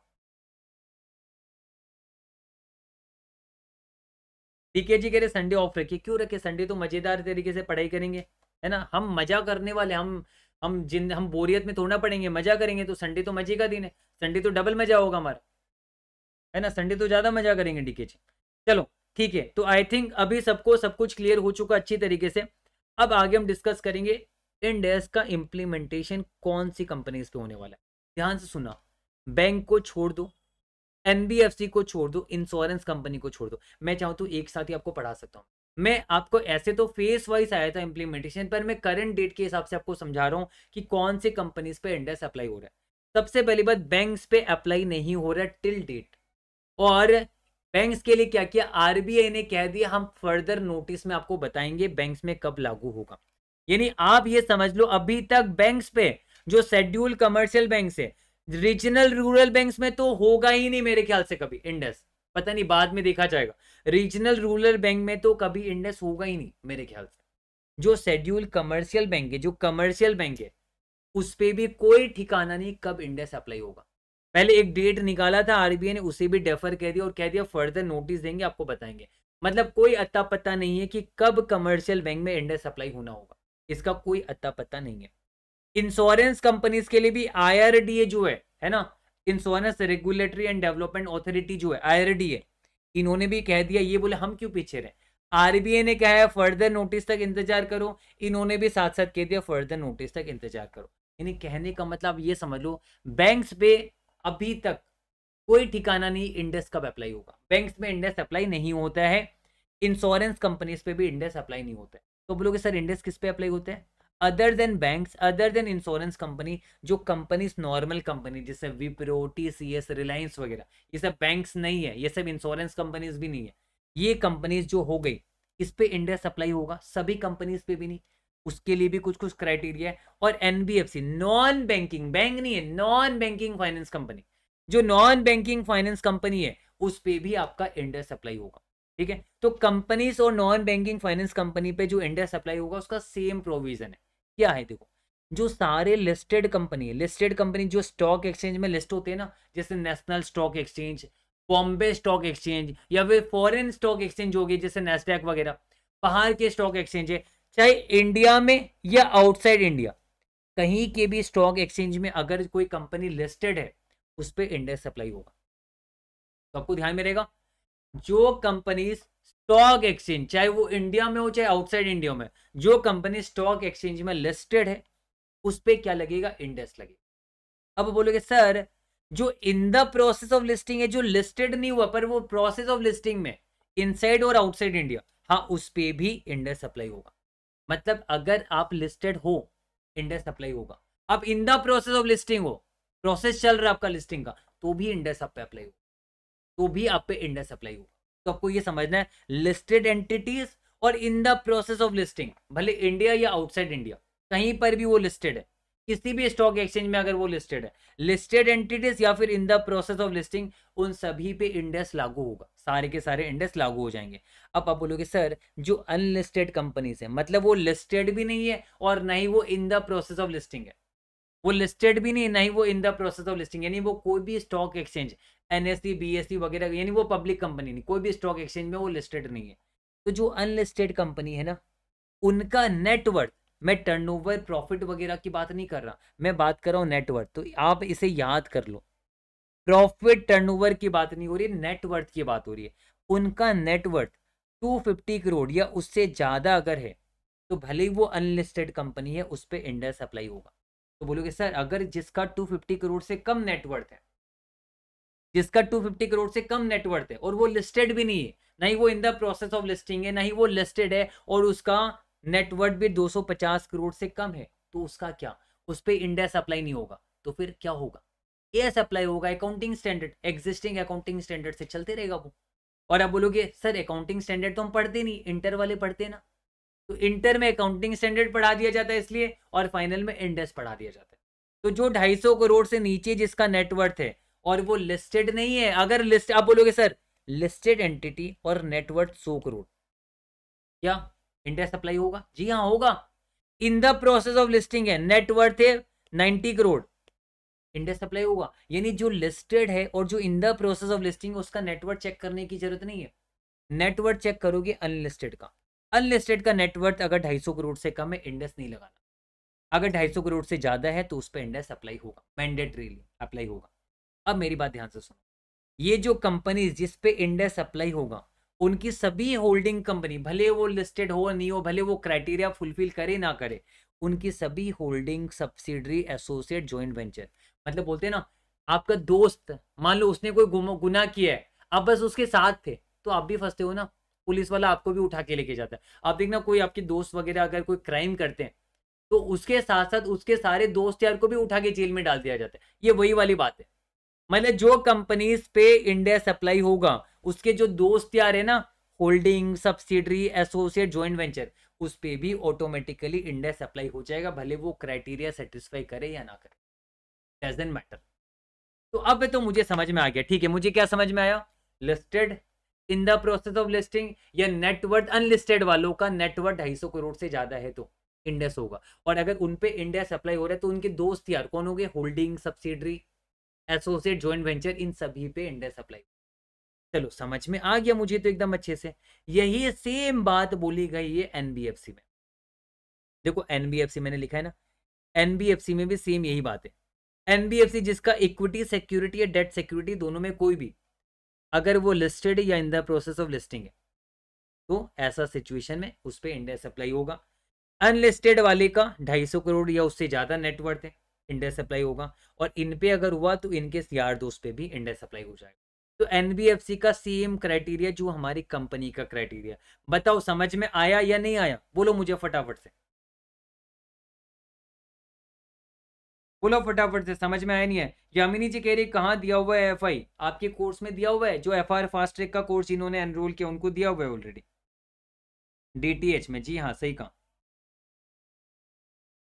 हाँ यहाँ पर मैंने अदर देन एनबीएफसी लिखा है, मैं मानता हूँ, क्योंकि एनबीएफसी के बारे में मैंने नीचे लिखा है ना, ये रहा। लेकिन है मैं यहाँ पर भी अगर अदर देन एनबीएफसी लिखता तो भी चलेगा। बट फर्क इतना है कि एनबीएफसी के अगर इक्विटी सिक्योरिटी या डेट सिक्योरिटीज दोनों में से कोई भी अगर लिस्टेड है या in the process of listing है, तो ऐसा सिचुएशन में वो उस पर क्या लग जाएगा? इंडेस अप्लाई हो जाएगा। तो मैंने अलग से नीचे लिखा सेम ही है, यहाँ पर अदर देन इसलिए लिखा क्योंकि नीचे उसकी बात हो रही है। बाकी बैंक्स पे तो होगा ही नहीं, इंश्योरेंस कंपनीज पे होगा ही नहीं। समझ में आया? अब देखना, अब एक नया से भी बीएससी एनएससी में आप चेक करोगे ना, स्मॉल एंड मीडियम एंटरप्राइज का भी एक एक्सचेंज सेपरेटली खुला हुआ है, जहां पर जो small and medium enterprise companies है ना, वो भी लिस्टिंग करा सकते हैं। तो ये अलग ही सेपरेट सेक्टर है इसका। तो बोले इन पे इंडेस लगाने की जरूरत नहीं, इन पे ये स्मॉल एंड मीडियम एंटरप्राइज की कैटेगरी में जो कंपनी है उन पे नहीं लगेगा, ठीक है। एसएमई एक्सचेंज में इन पे आपका इंडेस अप्लाई नहीं होगा है, ये अगर लिस्टेड हो तो भी अप्लाई नहीं होगा, क्योंकि वो छोटी छोटी कंपनी, उन पे क्यों फालतू का प्रेशर देना इंडेस का, है ना। स्मॉल एंड मीडियम एंटरप्राइज की कैटेगरी में जा रही है, वो छोटी छोटी कंपनी है, ये इन पे अप्लाई नहीं होगा। एक बार ध्यान से सुना, एक बार अगर आप पे इंडेस अप्लाई हो गया, एक बार आप पे स्टाम्प लग गया ना इंडेस का, उसके बाद फ्यूचर में आपको हमेशा इंडेस लगाना पड़ेगा। आप फिर से रेट्रो बाद में आप कभी भी वापस से एग्जिस्टिंग एएस में नहीं आ सकते। मतलब आपका यार दोस्त की वजह से कुछ भी कारण से वंस आपका इंडेस अप्लाई हो गया, उसके बाद सब्सिक्वेंट फाइनेंशियल स्टेटमेंट्स में हमेशा इंडेस ही आपको अप्लाई करना पड़ेगा मैंडेटरी। मतलब आप पे स्टाम्प लग जाएगा एक बार, और वो स्टाम्प कभी मिट नहीं सकता। ये आपको ध्यान में रखना। जैसे हम टैटू बनाते हैं ना कितने बार परमानेंट, वैसा परमानेंट इंडेस परमानेंट टैटू की तरह, वो एक बार आपने लगा दिया ना तो आप बाद में वापस से रिवर्स नहीं कर सकते, भले आगे जाके क्राइटेरिया फुलफिल हो रहा हो नहीं हो रहा, डजंट मैटर। आप पे इंडेस वो लगता रहेगा लगता रहेगा लगता रहेगा। और ऑब्वियस सी बात है, इंडेस किस पे लगे? जैसे हम इंडिविजुअल फाइनेंशियल स्टेटमेंट बनाते हैं, अगर हमारी सब्सिडरी, तो हम कॉन्सोलिडेशन भी बनाते हैं, सब्सिडरी एसोसिएट जॉइंट वेंचर होने पर कॉन्सोलिडेटेड फाइनेंशियल स्टेटमेंट भी बनाते हैं। तो both stand alone financial statement या कॉन्सोलिडेटेड फाइनेंशियल स्टेटमेंट, इन दोनों पे इंडेस का एप्लीकेशन होता है। अगर आपका क्राइटेरिया फुलफिल हुआ तो दोनों पे ही इंडेस लगेगा। और मैंने कहा ना कि जिस पे इंडेस नहीं लगेगा उस पे एग्जिस्टिंग एएस लगेगा, बात खत्म। उस पे क्या लगेगा? एग्जिस्टिंग एएस लगेगा, अकाउंटिंग स्टैंडर्ड लगेगा। जो पहले से लगते आ रहा वो लगेगा। यही कारण है जिसके चलते आईसीएस स्टिल इंटरमीडिएट को एएस पढ़ाता है। जिस दिन आपका सभी कंपनी पे इंडेक्स लगने चालू हो जाएंगे, जिस दिन एएस का नामो निशान मिट जाएगा, उस दिन से आईसीए भी स्टूडेंट से एएस पढ़ाना छोड़ देगा। एएस स्टूडेंट को इंटर में भी एएस नहीं पढ़ाएगा। समझ में आया? तो बताओ, ये सारा चीज समझ में अगर आपको आया, फिर ये सब अभी बताने की जरूरत नहीं है। ठीक है, ये सब तो आपको क्लास के साथ में बताऊंगा चैप्टर वाइज। तो बताओ, अभी तक आपको जो मैंने समझाया वो समझ में आया या नहीं आया? बताओ मुझे फटाफट से। तो आज का सेशन हम इतना ही रखेंगे। आज पहला क्लास है। पहला क्लास मेरा पर्पस ये था कि मैं आपको एक ओवरव्यू दे सकूं, एक ओवरव्यू दे सकूं मैं आपको कि हम क्या पढ़ने वाले, कैसे पढ़ने वाले, वो सारा चीज़ों का मैं ओवरव्यू दे सकूं मैं आपको।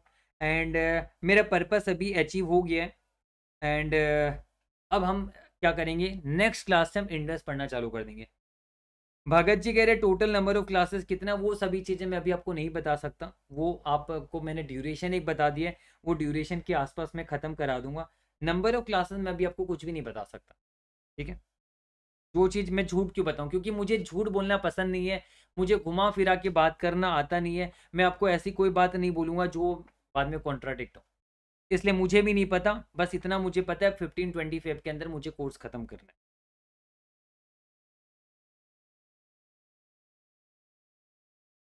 डीके कह रहे हैं सॉफ्टवेयर में लाइव नहीं दिख रहा, कोई बात नहीं, आगे से दिख जाएगा। अभी तो आज और कल यूट्यूब में ही हम फिर एक बार टेस्टिंग कर लेंगे। कल टेक्निकल टीम से बात कर लेना, सब कुछ सॉर्ट आउट हो जाएगा। तो मुझे बताओ, आप सभी समझ में आया एकदम अच्छी तरीके से सब कुछ? आया ना? आया ना? कुछ डाउट है, कुछ दिक्कत है तो मुझे पूछ सकते हो। करण जी, एसएफएम रेगुलर ओनली 160 आवर्स का है और उतना आपको देना भी चाहिए। वहां पर हमने बहुत अच्छी तरीके से पढ़ा है। मैं गारंटी के साथ बोल सकता हूँ वो एसएफएम आप पढ़ लोगे ना, क्योंकि पता है एफआर से भी ज्यादा मेरा स्ट्रॉन्ग सब्जेक्ट एसएफएम है। वो तो आप लोगों ने एफआर में ज्यादा प्यार दिया, पूरा वर्ल्ड इंडिया वाइड आप लोगों ने इतना प्यार दिया, तो एफआर को मैंने प्रायोरिटी बना दिया। बट एसएफएम मेरा उससे भी ज्यादा मैं पसंद करता हूँ। पर्सनली मैं एसएफएम को सबसे ज्यादा पसंद करता हूँ कंपेयर टू एफआर, क्योंकि एसएफएम पढ़ा के मुझे मजा आता है बहुत ज्यादा। एफआर भी पढ़ा के मजा आता है, पर उससे भी ज्यादा मजा आता है मुझे एसएफएम पढ़ा के। तो एसएफएम अब वो रेगुलर वाले ही अभी फिलहाल हमारे पास है। एंड वो ज़्यादा ड्यूरेशन भी नहीं, 160 आवर्स का है, तो आराम से उतना मैनेज कर सकते हो आप। विपुल जी, इंडिया 16 के नोट्स कल मिल जाएंगे दोपहर तक।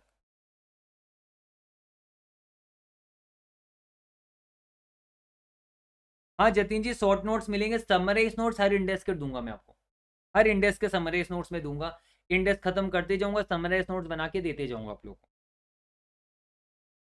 प्रिया जी, आरटीपी एमटीपी भी, या उसके अगर लाइव में डिस्कस नहीं किया तो उसके रिकॉर्डेड जरूर से दूंगा मैं। लाइव नहीं हुआ तो रिकॉर्डेड जरूर से दूंगा। एसके जी कह रहा sir your teaching style is unique, MMC कभी समझ नहीं आया बट अच्छे से समझ आ गया। Thank you so much SK ji. Megha ji कह रहे sir notes of next day class can be given 1 day before. 1-2 दिन के बाद मैं ये कोशिश करूंगा कि नोट्स एक दिन पहले ही आप लोगों में दे दूं, ये मैं कोशिश जरूर करूंगा। क्वेश्चन बैंक तो आपको अभी 15 तारीख से पहले पहले मिल ही जाएगा पूरा। हाँ श्रेष्ठा जी, मैं कोशिश करूंगा पीडीएफ एडवांस में देने की। जितना जल्दी जल्दी अपडेट होते जाएगा उतना जल्दी जल्दी आप लोगों को देते जाऊंगा मैं।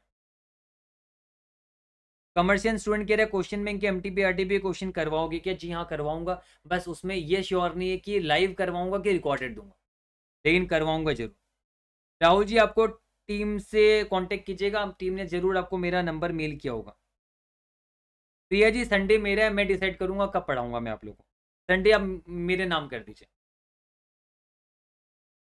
सोमपाल जी, अगर आपका लिंक मेल पर नहीं आया कोई बात नहीं, आप टीम को कांटेक्ट कीजिएगा या फिर मुझे टेलीग्राम कीजिएगा 9864047095 पे। मैं आपको टीम से कनेक्ट करवा दूंगा, टीम आपको कॉल करेगी और आपका सारा सॉर्ट आउट कर दिया जाएगा।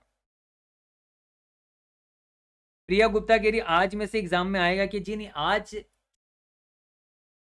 आज में से एग्जाम में नहीं आएगा। एग्जाम में आने का चांस तो रह रही है, नहीं आएगा। पर ये ज्ञान देना बहुत जरूरी, ताकि आगे जो हम पढ़ेंगे वो आपको ईजी लगे।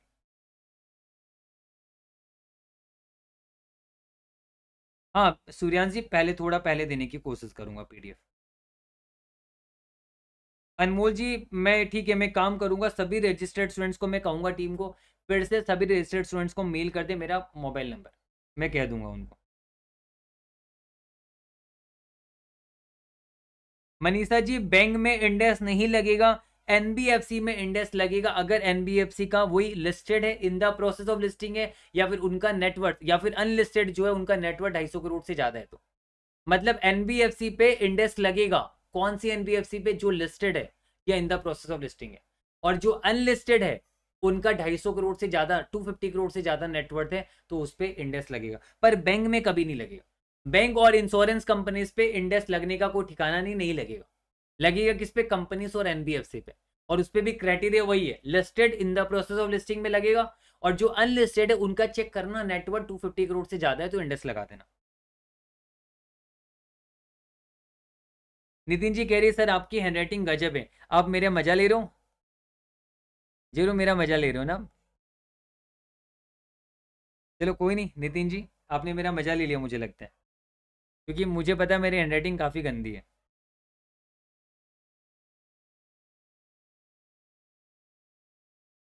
नितेश जी कल मिलते हैं, चलो हाँ कल मिलते हैं। तो चलो ठीक है, अब किसी का कोई डाउट है तो मुझे पूछना, उसके बाद फिर हम आज का सेशन यहीं समाप्त कर देंगे, दोबारा फिर कल मिलेंगे। ठीक है कह रहे हैं अमेजिंग, चलो thank you so much DK ji. Mukul ji खुद के नोट्स बनाने की कोई नेसेसिटी नहीं, इसलिए तो मैं आप सभी को हैंड रिटन नोट्स दे रहा हूँ। हाँ सर के नोट से ही डायरेक्ट पढ़ लेंगे जी, सही कहा मुकुल जी, नोट्स बनाने की जरूरत नहीं, बस क्वेश्चन प्रैक्टिस जरूर से करना, नहीं तो एग्जाम में लिख नहीं पाओगे। अनमोल जी कह रहा है registered for your handwriting to be honest. अच्छा आपने हैंड राइटिंग देख के रजिस्टर किया, क्या बात, चलो थैंक यू सो मच। सच से सामना कह रहा है, अच्छा आप सच से सामना कर दो, क्या बात। सर एफ आई नहीं दिख रहा डीटीएच में, ऐसा नहीं है, दिखेगा, मैं चेक करवा लूंगा एक बार, टेंशन ना लो, नहीं दिखेगा तो भी दिख जाएगा। विकास जी बाय बाय। जतिन जी आप टेंशन ही ना लो, मैं सारा जुगाड़ लगा दूंगा आप लोगों को नोट्स वगैरह मिलने का, आप बिल्कुल टेंशन ना लो जतिन जी, बिल्कुल टेंशन ना लो आप मुझे पर्सनली टेलीग्राम व्हाट्सएप भी कर सकते हो, कभी भी हमारे बीच में गैप आने नहीं दूंगा मैं, आप इस चीज़ की टेंशन ना लो। राहुल जी कह रहे hurtful, thank you for excellent explanation, thank you so much Rahul ji. हाँ अनूप जी कह रहे सर मुझे ये जरूर पता लग गया है कि आपके साथ कंसोलिडेशन पढ़ने में मजा आने वाला है, अरे आप देखते जाओ, कंसोलिडेशन को एकदम मक्खन बना देंगे हम।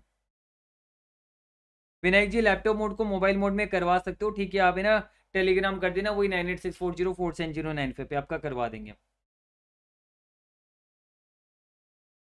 सर एफ आई के नोट्स कब मिलेंगे, एफ आई के नोट्स आज ही मिलेंगे, हाँ आज ही मिल जाएगा, फाइनेंशियल इंस्ट्रूमेंट्स के आज ही मिल जाएंगे। अनूप जी आईपैड में क्लास देख सकते हो, लैपटॉप में देख सकते हो, टैबलेट में देख सकते हो, मोबाइल में देख सकते हो। आईपैड में अब मोबाइल ऑप्ट चूज करना, मोबाइल चूज करना, आईओएस आपको आईपैड में देख पाओगे आप आराम से।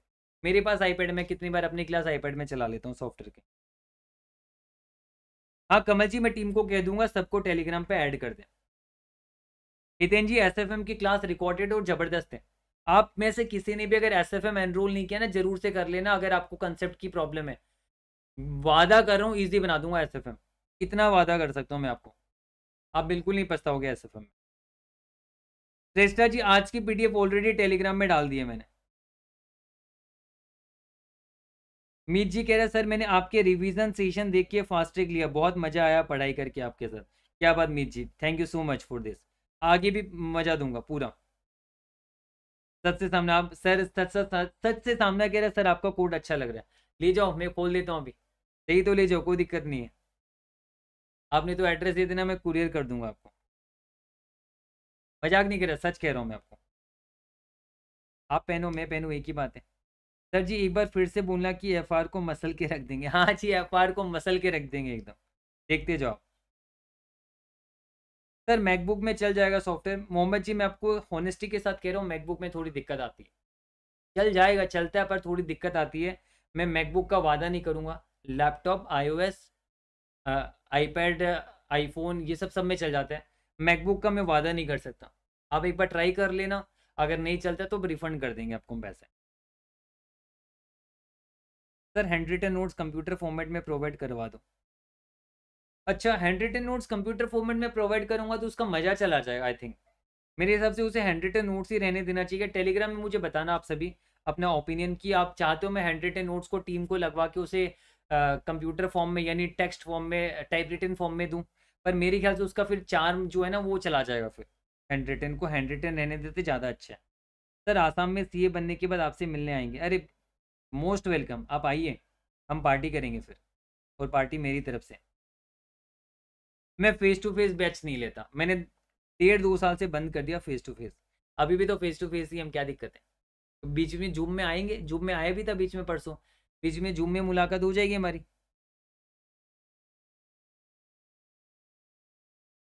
शिवानी जी कह रही टेक्स्ट फॉर्म रेगुलर क्लास होगी क्या सर? हाँ रेगुलर ही क्लास होगी, नहीं तो कोर्स खत्म कैसे होगा फिर। सर आपके स्टाफ को बोले टाइम पर रिप्लाई करें। स्टाफ एक्चुअली इन दिनों इतना फ़ोन कॉल्स आया है ना, वो परेशान हो गए, मतलब इतना ज़्यादा फ़ोन कॉल्स आया है इन दिनों, मतलब इसलिए थोड़ा सा प्रॉब्लम आ रही है। अदरवाइज वो बहुत मतलब ऐसे नहीं है, वो फ़ोन कॉल उठाते ही हैं। आप फिर से कल एक बार ट्राई कर लीजिएगा, या फिर मुझे बोल दीजिएगा, मैं आपका नंबर फॉरवर्ड कर दूंगा। मोहम्मद जी के नहीं सर, विंडोज़ लाइक लेके आऊँगा, पढ़ना है आपसे। हाँ विंडोज़ ले आइए, ज़्यादा बेहतर रहेगा। As for someone it is difficult to recognise some particular words in notes, so please provide in text form. नहीं आएगी ऐसी दिक्कत शिवानी जी। मीत जी कह रहे पोल डाल देना, ठीक है मैं पोल डाल दूंगा। सर आप कहाँ रहते हो? मैं रहता हूँ गुवाहाटी आसाम में। ठीक है पोल कंडक्ट करेंगे हम। यस बिकॉज आपकी हैंडराइटिंग गजब है ना, इसीलिए कंप्यूटर फॉर्मेट में करवा दो। अच्छा नितिन जी, आज नितिन नितिन जी स्वाद लेने में लगे हुए पूरा। इससे अच्छा रसगुल्ला खा लो, उससे ज़्यादा स्वाद मिल जाएगा आपको। आप यहाँ यहाँ पर कमेंट बॉक्स में स्वाद ले रही हैं। सर चैप्टर्स की शेड्यूल प्रोवाइड करवा दीजिए। चैप्टर्स की शेड्यूल तो प्रोवाइड करा ही दिया मैंने, ये मैंने कहा ना कि कैसे पढ़ाऊँगा, में लिखा हुआ ही है ना।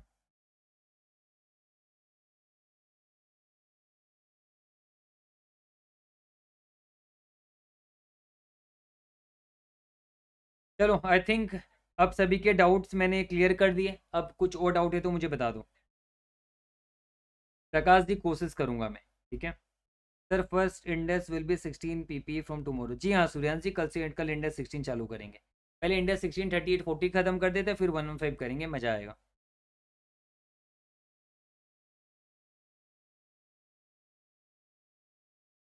दीपिका जी कह रही है सर हैंड रिटन नोट्स में एक्स्ट्रा स्पेस प्रोवाइड करवा दूँ, कितना पेजेस करवाना है?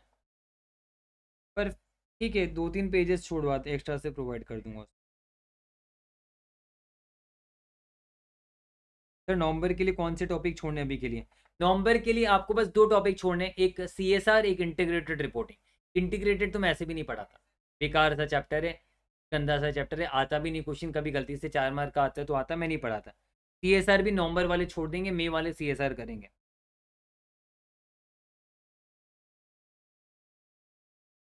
ठीक है शिवानी जी, मैं कोशिश करता हूँ तब दोनों फॉर्म लाने की कोशिश करूंगा, टेक्स्ट और हैंड रिटन दोनों, जिसको जो चाहिए ले लेगा। कोशिश करूंगा मैं, ठीक है। सारे क्वेश्चन क्लास में करवाओगे कि? जी हाँ मनन जी, क्लास में कराना ही पड़ेगा।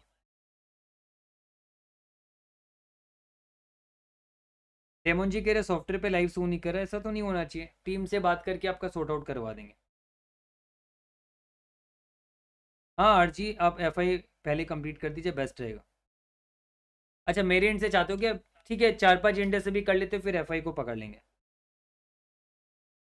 मोहम्मद जी के सर एफआर में चतुर प्लस रेंचो दोनों बना देना। ठीक है वो तो बन जाओगे आप अपने आप ही, चतुर रेंचो पूरा बन जाओगे एकदम। बस ध्यान से पढ़ाई करना, गारंटी देता हूँ बन जाओगे।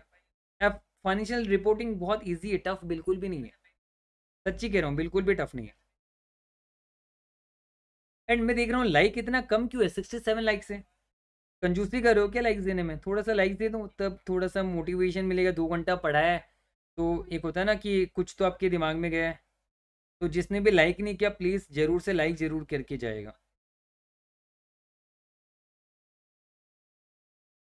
ज़रूर से लाइक कीजिएगा। सिस्टर जी नोट जल्दी मिलेंगे, पूरी कोशिश रहेगी।